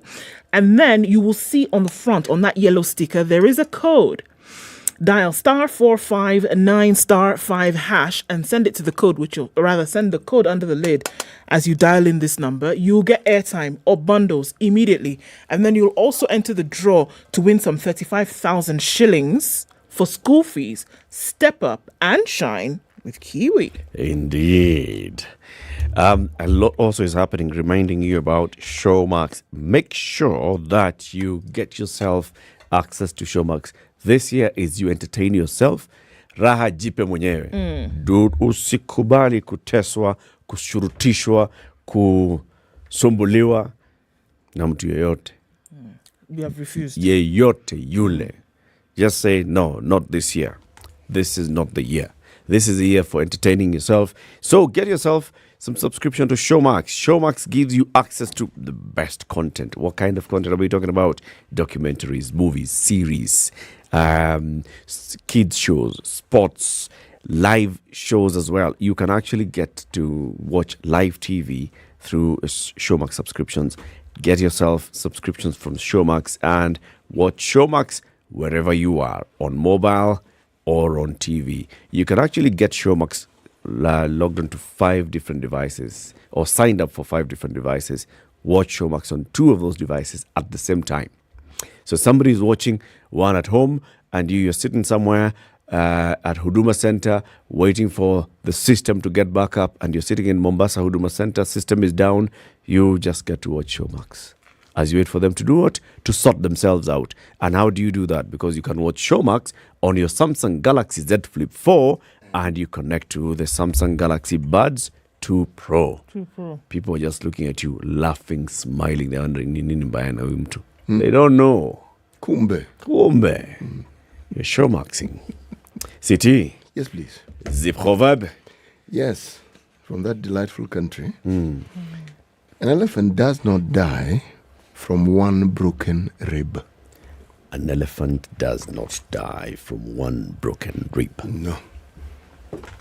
It may die, but not from that one. Not that one broken rib. Not that one. Does the rib heal naturally? Yes, actually. That's It what does. they normally say. It'll fuse back. If it's It broken or even if it's cracked, It it'll does. fuse back. There's nothing you can do. Very painfully, but it will. So the elephant will just be there grunting. As The good thing about the elephant is quite some mass there. It's kind of cushioned. That's why I think, you see, there's also the That's little why the proverb detail is, yeah. of how difficult it is for an elephant to actually break a rib. See, that massive creature must also have massive ribs. So what sort of force do you think would have to be applied to that particular section of the body To break it. to break a rib? To break a rib. Yeah. Yes. It's a big one. No, it is. Okay. So there were some interesting headlines that we hadn't looked at in the papers. For example, this one, which is the big story in the nation today. New law to give the EACC powers to vet all civil service job seekers. All job seekers in the public service will undergo scrutiny by the anti-graft agency if new proposals to check runaway corruption are implemented. The proposed changes to the law seek to make recommendations by the EACC after vetting shortlisted candidates binding to national and county governments. Currently, only candidates in senior ranks of public service are vetted, and the EACC recommendations are merely advisory, hence routinely disregarded by the hiring agency, giving a free pass to tainted candidates. Such was the case recently when there was public uproar about tainted individuals being picked for cabinet jobs in President William Ruto's government. In the lead-up to the elections, EACC was locked in a vicious court battle with the IEBC after IEBC cleared tainted candidates despite adverse recommendations by the EACC. According to the EACC, compelling public agencies to shun candidates of questionable character, whether at entry level or during subsequent promotions, is part of a strategy to curb corruption in public service that has lately been exposed, with many junior employees being called to account for their vast wealth that doesn't match their income. The amendment to the Leadership and Integrity Act of 2012 seeks to have public entities recruiting staff to forward the names of shortlisted candidates to the EACC for vetting within 7 days.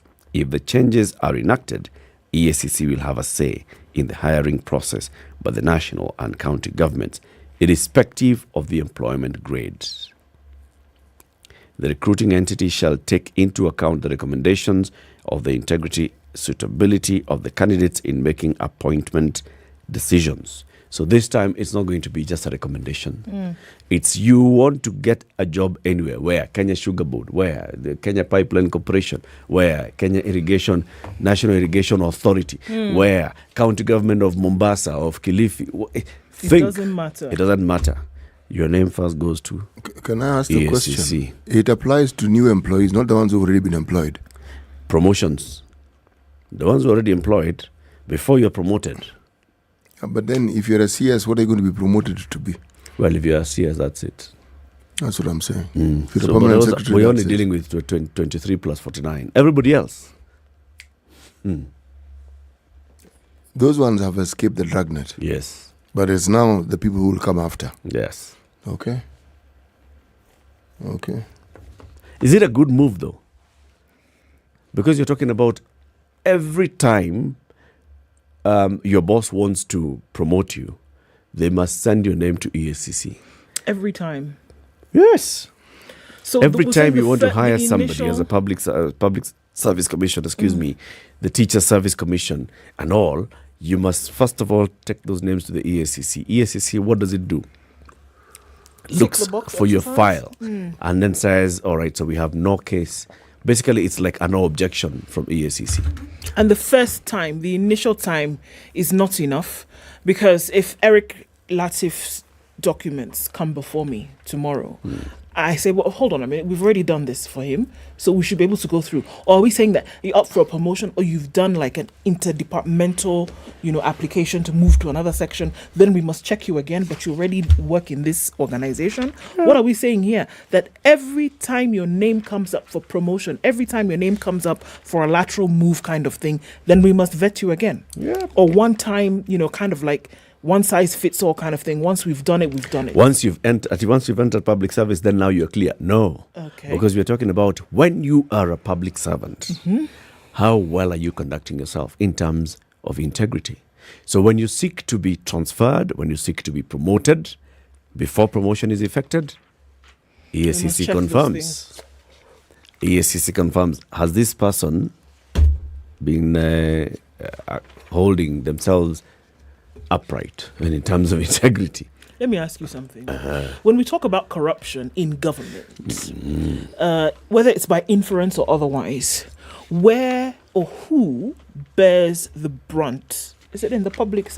If there have been, I believe there was research, whatever, that was carried out by this same EACC. Public service being, one of the areas that was mentioned of individuals, in one area or another who've had their hands in the cookie jar. So then one would say that it would be necessary, and beyond public service, in government, right? It would be necessary to have checks on individuals regardless, through and through. Yeah. But is it then enough to say you have to have the check and then we give you a tick or we give you a no? Is this decision that is made binding on whatever else that you want to do in the future? What do you mean? So, let's say you wanted to get this job. EACC has looked through your stuff and said, okay, look, well, forget it, it's not going to happen. Okay. So you don't get the job. Okay. In the future, you decide, okay, they've not allowed me to do this, maybe I want to go into politics. Yeah.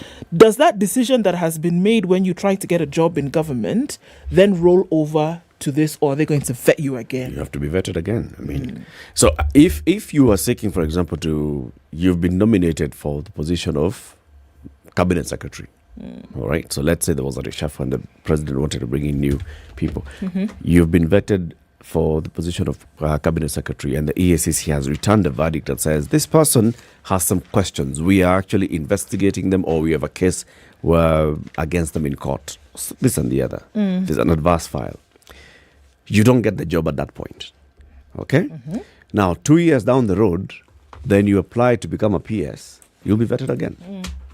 Because maybe in those 2 years, the EACC actually concluded their investigations and you got cleared, or you went through the court process and you got cleared. So your status may have changed in terms of the EACC books. You can't be condemned once and condemned forever.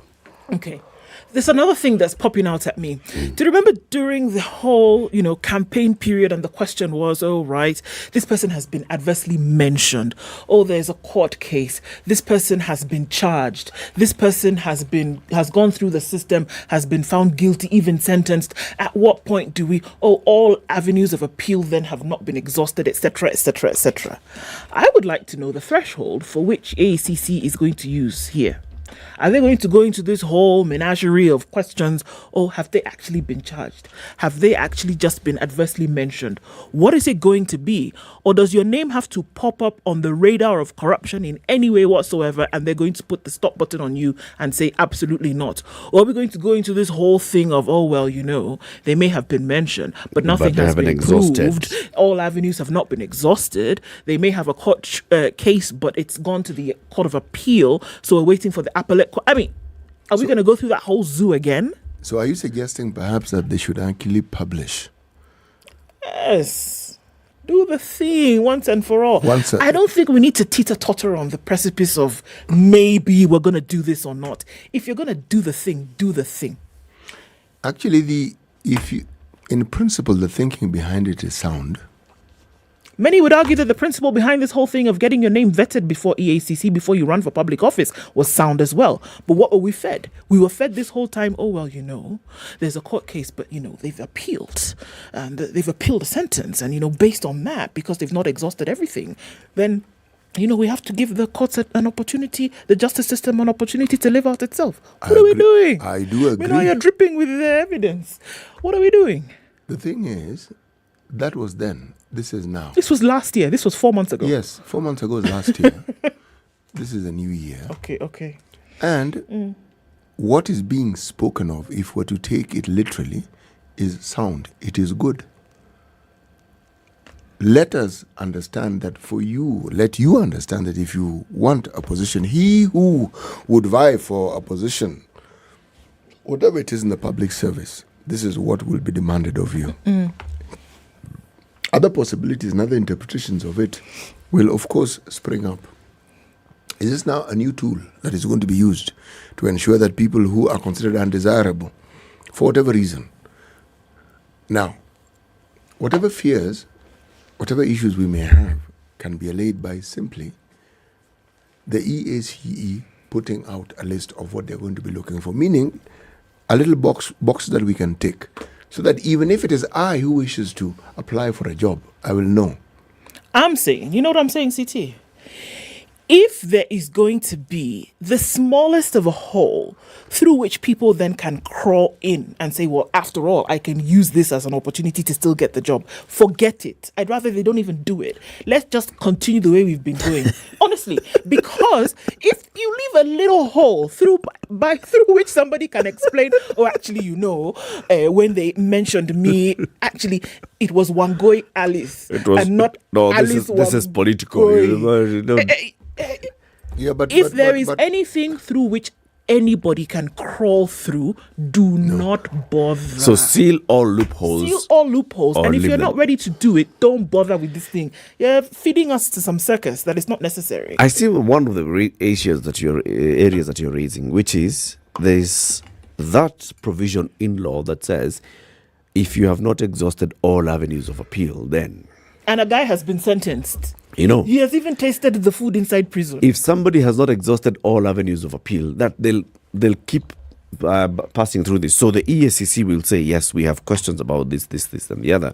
But then the government entity that is hiring this person will say, well, yeah, we see that, but you see, this person has not even been presented before court, number one.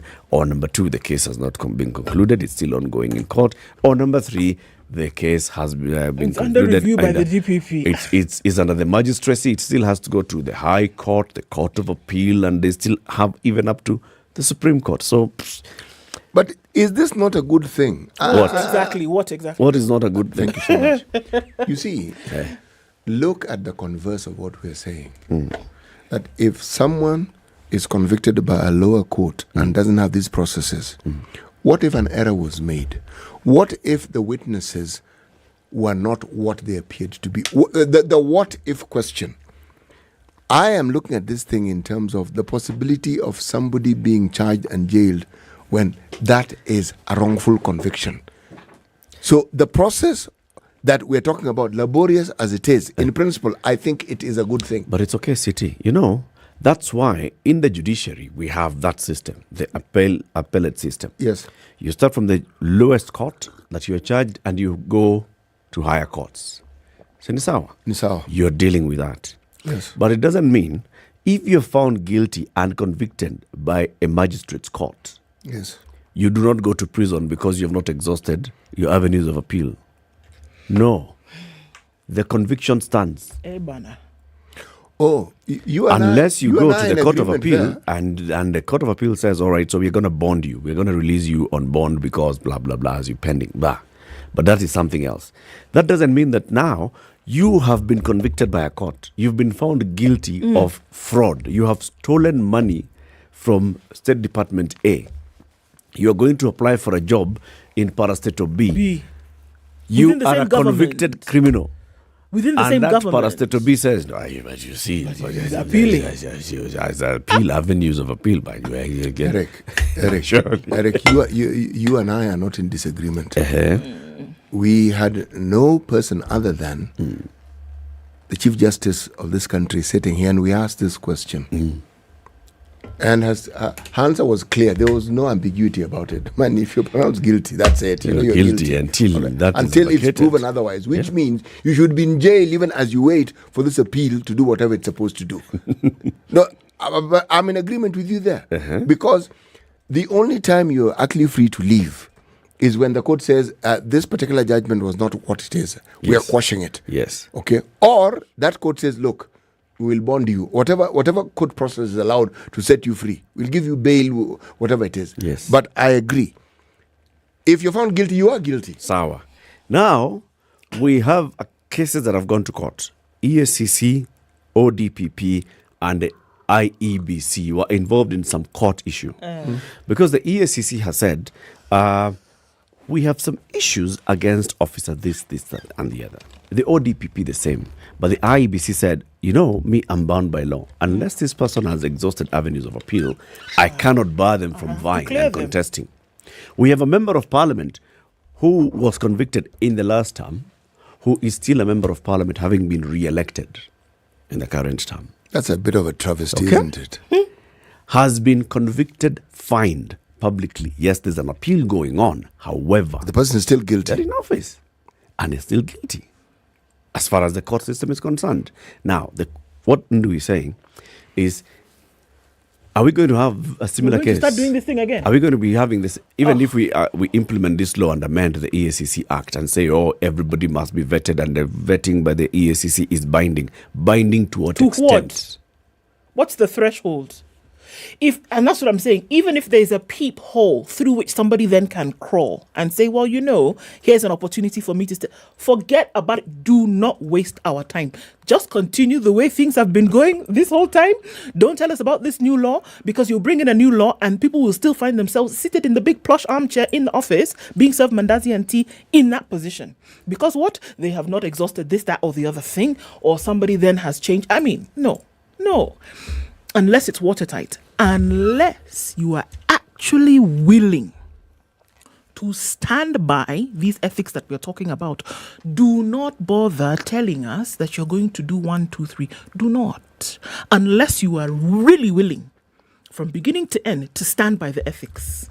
And to say that nothing is going to pass through this sieve, no pun intended, with the tiniest of holes, and say nothing will pass through this thing. If you're not ready to stand behind it, is there not something else that we can... Our time is precious. That we can be doing.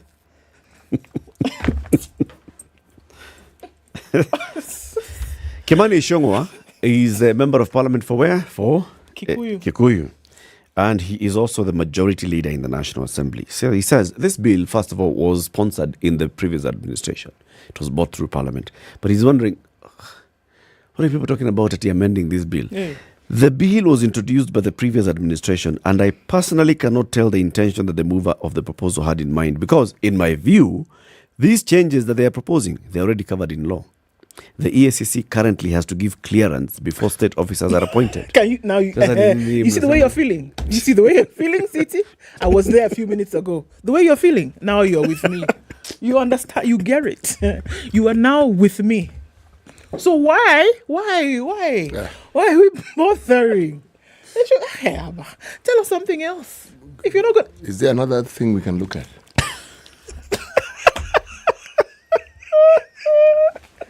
We're together again. No. Is there another thing? We're together again. I like it very much. There's something else we can look at. Please serve him some Minute Maid.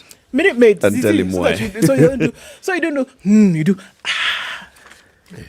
Get on to the refresh. Whenever you get to that point in your day, City, when you're feeling the way you're feeling right now, just take a break. Take Minute Maid. Take a break with Minute Maid. Forget about shida hii dunia. Atusumbuliwi na mtu. Okay? Yeah, sure. Minute Maid. It is not about at breakfast, lunch. It's any time of day. Need a refresher. Take a break. Take a breather. Take Minute Maid. Okay. Yeah? Sour. 29 minutes after 9. Let's give City some Minute Maid. And we also grab our own Minute Maid. Take this break. We'll be back shortly. Good morning. This is Kenya's biggest conversation, The Situation Room. Yes. This is The Situation Room, the only way to start your day. Sleepwalking through the afternoon. Sleepwalking through the afternoon. Sleepwalking through the afternoon. Don't live life on repeat. Enjoy your break moments with Minute Maid Delight, a treat that awakens your senses and fills you with vitality. So fill those break moments with the indulgent sensations of Minute Maid, featuring delicious mango, tropical and apple flavors. Minute Maid, filled with life.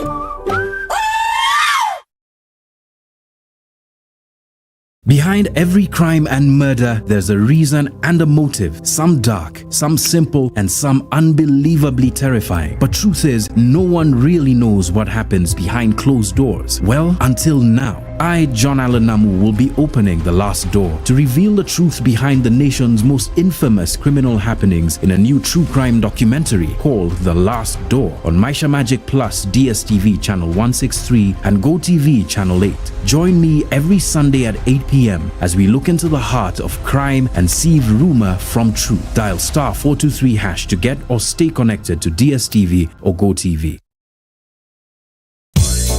London Mulwa DJ Absolute. When the gang is together, got the sugar, got the spice. Yorada. Yes. I have missed you like hot hamburgers. Yeah?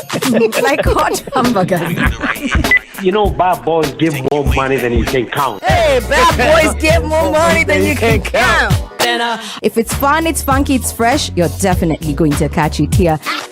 I don't know what you do every day from 11 a.m. to 3 o'clock, but if I were you, I'd tune in to Sugar and Spice only on 94.4 Spice FM. Sun is up in Nairobi at 19. We'll see highs of 25 and lows of 16. 19 and sunny in Nakuru, highs of 26, and it'll go to highs of 25 in a cloudy Nyeri at 18. It's sunny at 19 in Eldoret, highs of 24 and highs of 31 in a cloudy Mombasa at 28. 29 and cloudy in Malindi, highs of 31. 24 and sunny in Kisumu, highs of 28 and lows of 19. And it's going to go to highs of 29 in Kakamega, where it's sunny at 25. 19 and cloudy in Kampala, highs of 26. And 30 will be the high in a cloudy Dar es Salaam at 27. It's 22 and sunny in Joburg, highs of 28 and lows of 16. And sunny conditions at 24. In Lagos, highs of 34. We'll see highs of 31 in Kinshasa, where it's cloudy at 24. It's 5 degrees in Beijing going into Tuesday evening, highs of 7 and lows of -7, and it's cloudy at 5 in Paris, light rain in London at 7, and mostly clear at 4 in New York. We'll see highs of 8 and lows of 1.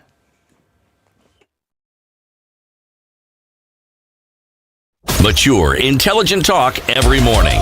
Spice up yourself.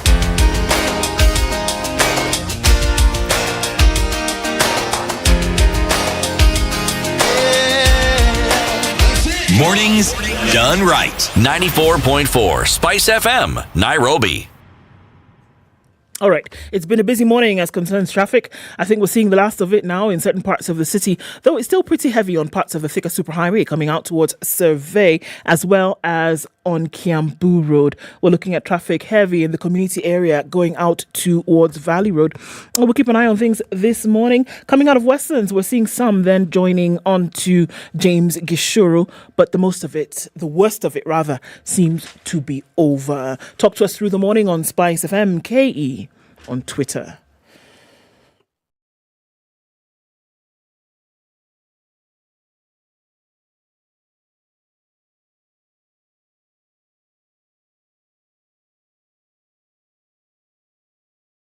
Mature, intelligent talk every morning. Spice up yourself.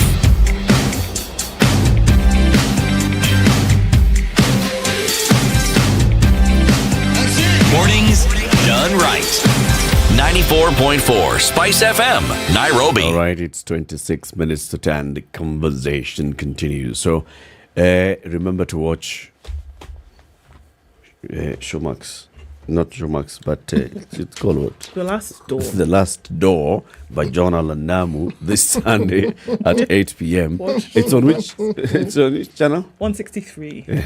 It's called what? The Maisha channel? Magic. That one. That's the one I was looking It's for. on multi choice. DSTV and Go TV. Yes. Maisha Magic Plus and DSTV and Go TV. The Last Door by John Allen Namu airs every Sunday, 8 p.m. Yeah? 8 p.m. 8 p.m. 8 p.m. 8 p.m. ya jioni. Okay. Yes, 8 p.m. ile ya jioni. Yeah. Yeah. Ile usiku. Si ya mchana. No. No. It's the usiku one. The usiku one. KRA targets 20 billion shillings in capital gains. Who are these people? Who are capital? Who are capital? Who are these people that are gaining here? Who are they? Let's be specific. The Kenya Revenue Authority is targeting to collect 20 billion shillings this financial year following implementation of the 10% increase in the capital gains tax, which took effect this month.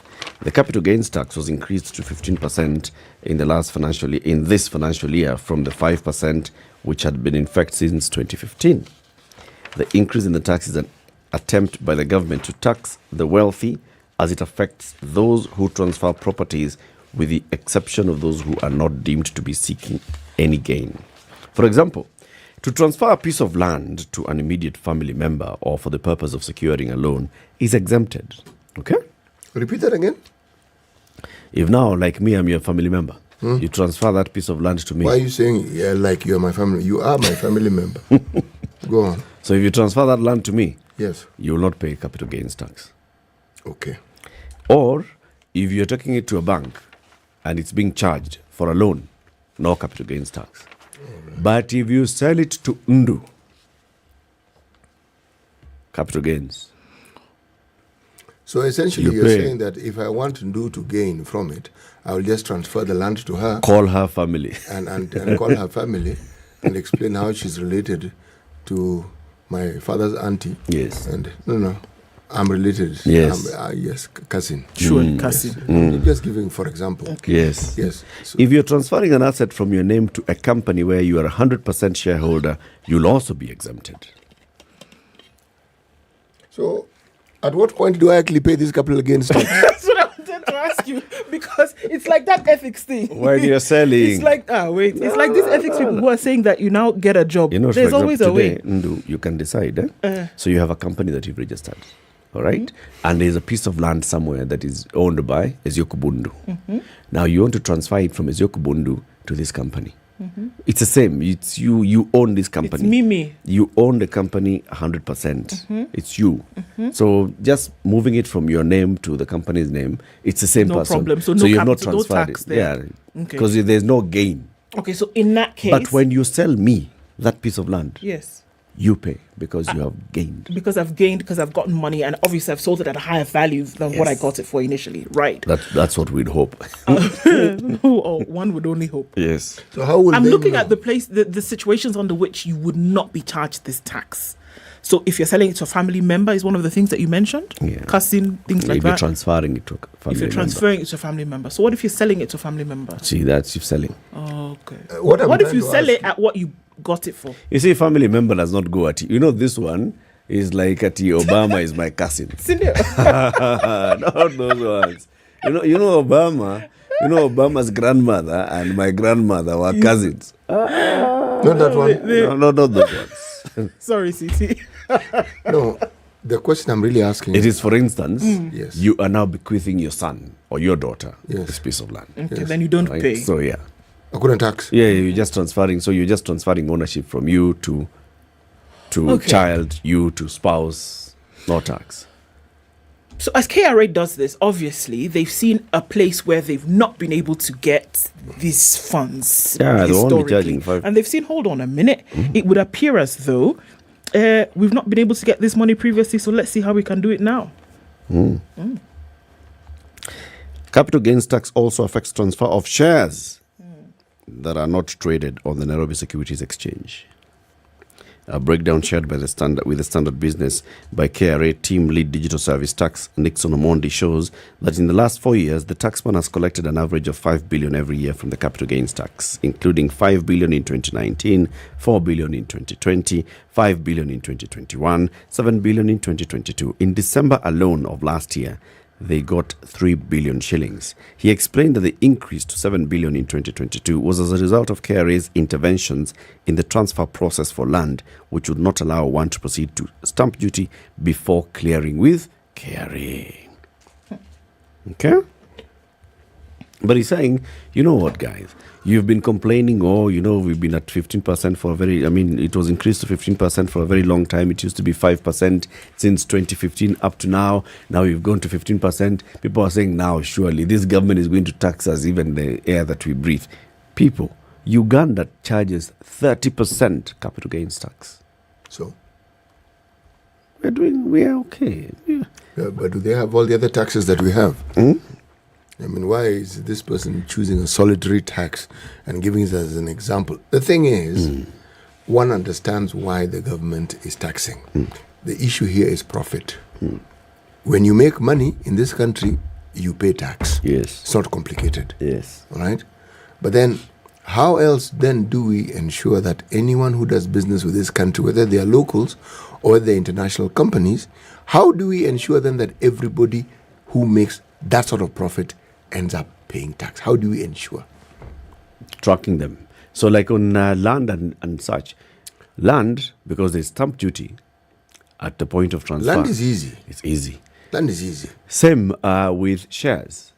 As you're transferring shares from one to the next, because you are dealing with the central depository system, then also at that point of transfer of ownership is also easy. So they're able to track the capital gains at this point. If you're selling a company, and then this company you're also transferring now, the shareholding, there's the business registration service. At that point, before you get this thing transferred from this is the owner of this company to CT is the owner of this company, can you first of all clear with KRA?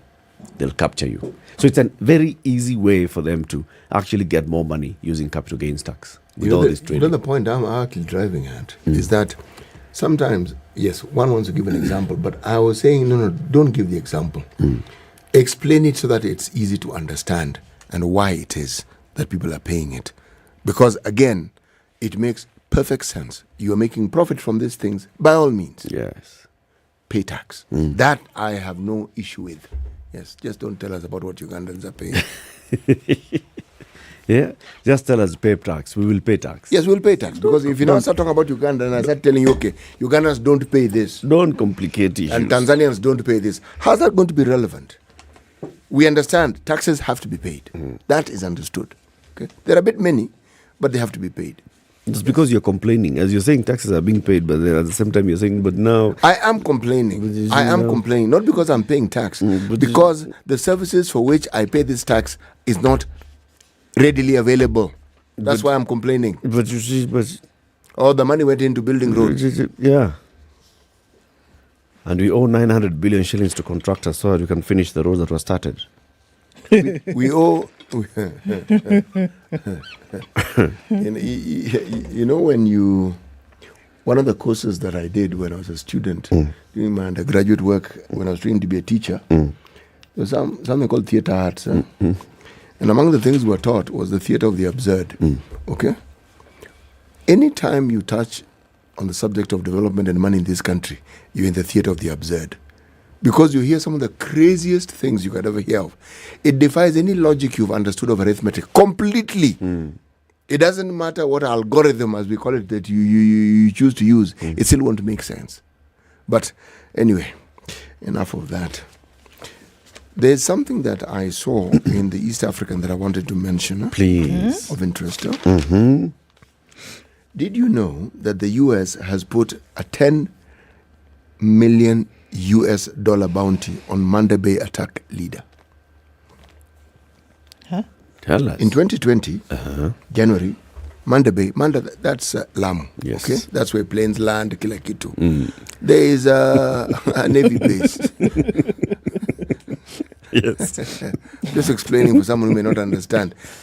What may qualify as an airport is on Manda, not on Lamu, and not the island itself. If you're talking about the Navy base, there. Yes. And the US, who are helping us develop and train personnel to understand how to man this border, ABCD, and other things related to security and intelligence, also had their personnel there. And there was an attack.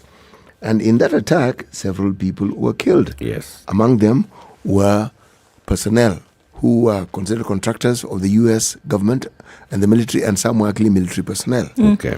Now, as a result of this, there is a certain gentleman called Maalim Ayam. He's considered to be the leader of the Jash Ayam, a Shabab outfit that often plans and executes attacks in Kenya and Somalia. Now, he is the one who is being blamed for this particular attack, or it is being said it is him. He was the mastermind. He was the mastermind. Okay. Now, it was a pre-dawn attack, and it killed, as I said, the people I mentioned. So now, he was designated. This is what the title that he was given as a result of his hard work and his contribution. His industry. Yes, exactly. He's a specially designated global terrorist, SDGT. Specially designated global terrorist. Yes. Now, what this does... Designated by whom? Okay, sorry. By the authorities. Okay. Even in this country, if you're designated as such, it means authorities are allowed to seize your assets and bar you from any financial dealings whatsoever. Okay. So it's not a pleasant thing. If someone wants to actually put a stranglehold on you, that's all they do. If you're declared by a government to be this global terrorist... Kwisha, wewe kwisha. So they decided the only thing to do is to put a bounty on this head. How much? $10 million US. That's 1 billion Kenyan shillings, just so that you understand. And for you to get this, you need to just provide information leading to the arrest or conviction in any country of this particular individual, or any individual who committed, attempted, or conspired to commit, or aided or abetted the attack, meaning it's a broad net. Yes. The question I have that comes to mind is there are very many bounties that the US government usually gives or places on various individuals, especially those that are designated as terrorists. When they're captured, are people actually paid? Is that record actually there? I suspect they could argue that they will not say, because that will be jeopardizing that person's security. It would, by saying that they are the ones who ratted out this big person. But then, are these people is somebody actually given $1 billion shillings? Because what you did is you made a call and said, "Wait, my friend, I know where. What's his name? I am who? The gentleman. It's called Jash Ayam. That is the Jeshi that he leads. You're talking about the guy. It's called Maalim Ayam. Maalim. Yeah. Ayman. It's Ayman. It's Ayman. That's his name. So someone says, "I know where Maalim is." Where is he? He's in certain village. Somebody gives information as to where they are. Yes. And the CIA or whatever just do their ground run and they establish, yes, he is the one. We've positively identified him. He's the one. Geronimo is the one. They send in SEAL Team 6. Over. They go and finish Geronimo. Is this guy going to actually be looked for and given? I don't know. $1 billion. I don't know. We have a similar system in Kenya. But let me just talk about what I know. Okay. I have never heard. So because I've never heard, I don't know. Okay. And also, I have no knowledge of people who have benefited from the proceeds of such information. Okay. What I see, though, is when you provide the information, you may land yourself into some fairly hot soup. How do you know? Who are you? Who are you, first of all? You must have been a collaborator. Oh, how come you have such intimate knowledge about these things? But I guess they also have a system of figuring out how it is you may have come across that particular information. Yes. So, again, there it is. That's true. But the point that occurred to me, and this is my take-home message, the U.S. government takes very seriously anything that happens to its citizens. Yes. You are not going to kill an American and think you're just going to get away scot-free. It doesn't happen. Not like that. No, it will not happen. It will not happen. That government will make sure that you are. They look for you. Yes, it may take time, but they will not rest. Now, when a country has such interest in their citizenry, you then have to understand why it is that country is where it is, because if you look at the laws of reciprocity, the citizen will in turn also reciprocate and feel, well, if this country has this sort of interest and values me to this extent, then giving to the country and representing the country is not considered to be a big thing. It's also on the same principle which by the Patriot Act of the US, for example, says that any American who is said to have committed a crime outside the borders of the United States then must be brought back for trial in the US. Yes. It goes both ways. So they're saying, look, you commit a crime against us, we'll bring you here and charge you. Also, our people, if they do something outside there, we will bring them back. We deal with them as us. And so very careful about dealing with things like that, whereby they say, look, whether it's in matters of justice or otherwise, we'll make sure that our people are protected. At the same time, any harm done to us, we want to make sure that we then deal with them as we see fit. According to our law. According to our law. Yes. Well, Andrew is asking, what happened to the guest who was scheduled to appear this hour? Yes, we were supposed to have the Honorable Didmas Barasa, the MP for Kimilili, who's also in the Transport Committee of the National Assembly. Unfortunately, he sent us a message this morning and says he's been called into an urgent meeting, and for that reason, man, let's reschedule. Man, so he'll come another day. We get. Man. Yeah.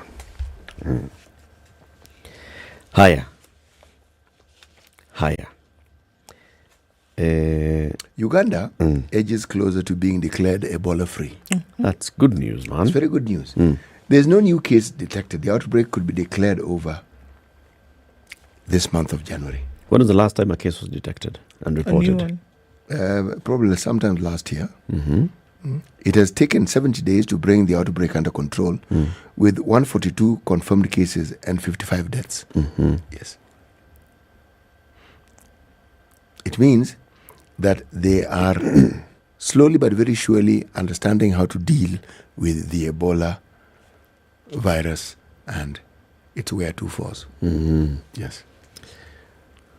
But this is not a story I would have expected reading in a time gone by.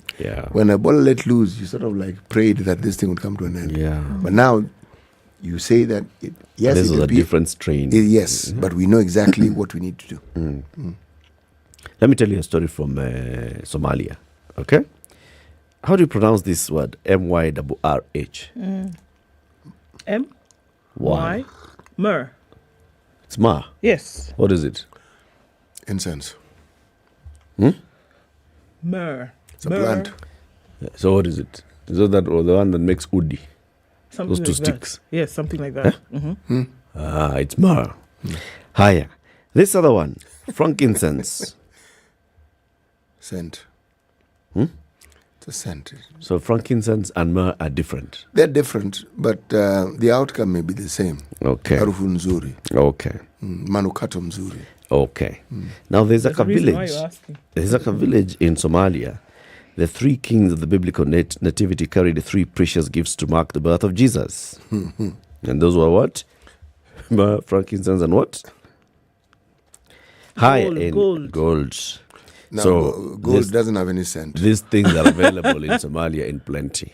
What, the myrrh and the Yes. frankincense? Okay, yeah. And But a modern day gold rush in Somaliland is putting the ancient perfume trade in frankincense and myrrh at risk.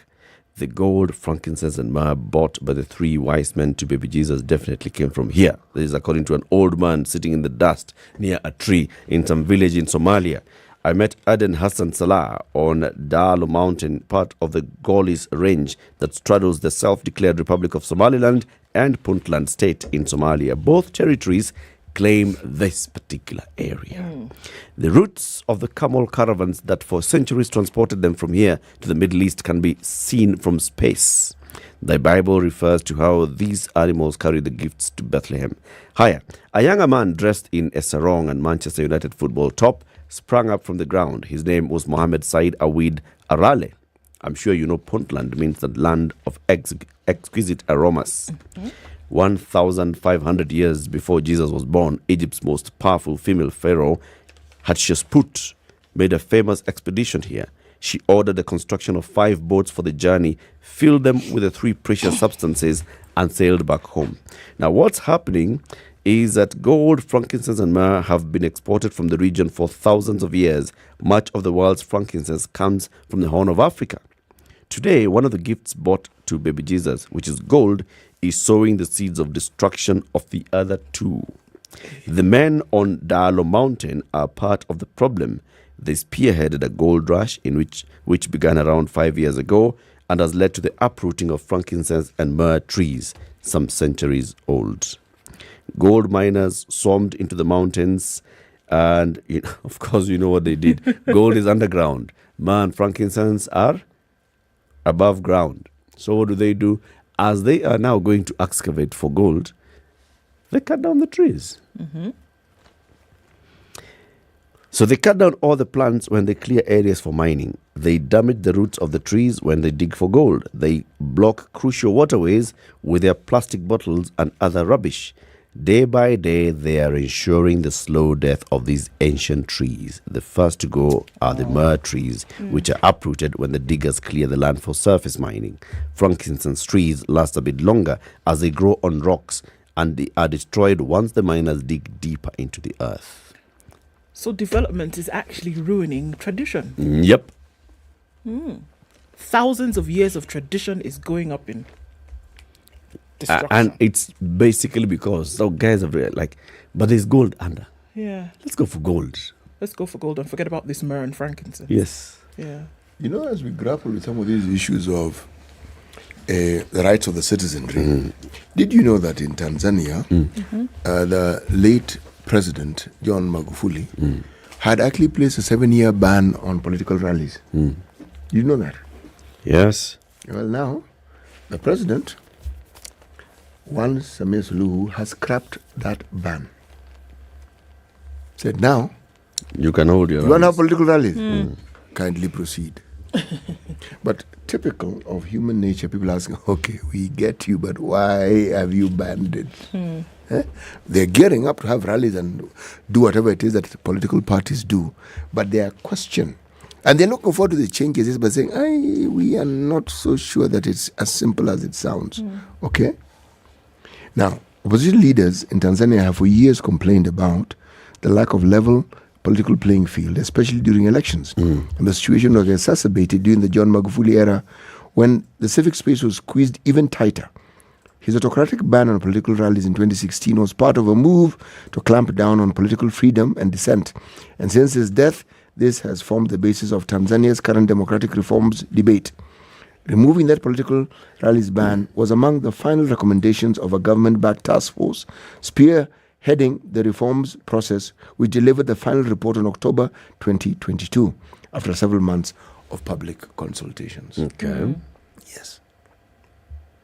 She seems to be doing quite a number of things. I think I'm just looking at the trajectory that she's taken, and I know there's been some clapback from interested parties in the government of Tanzania. But when one of the things that she did when Tanzania was celebrating its 60th, and she said, first of all, this money which could be used to feed desperate children in the country, we're going to get rid of that. So forget about it. We're not celebrating and doing all this hoo-ha throughout and spending money on canopy and I don't know what, and food at State House. We're not going to do that. We're going to feed children. And then going on, and many have used the words already, radical president, not at all following in the footsteps of John Pombe. Well, that Magufuli. one of saving on public festivities, John Pombe did that once. Oh, he did. Right? He did.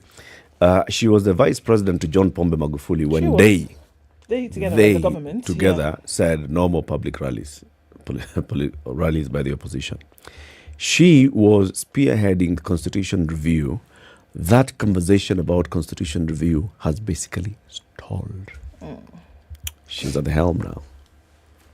So there are things that she's doing and there are things that people are still asking. So that small matter of the Katiba, Mheshimiwa Rais.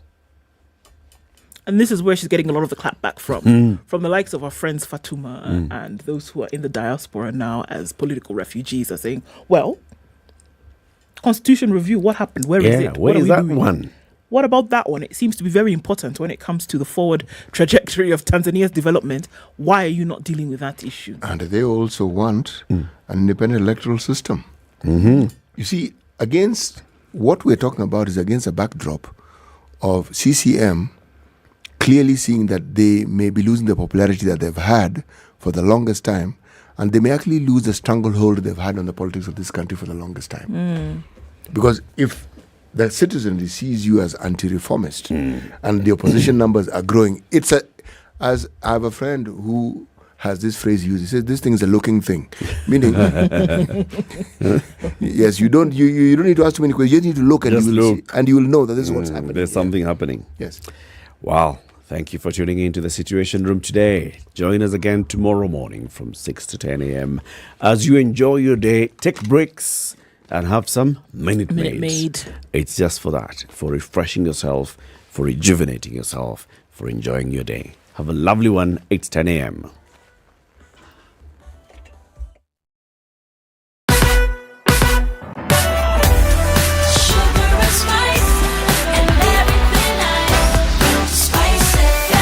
Spice up your life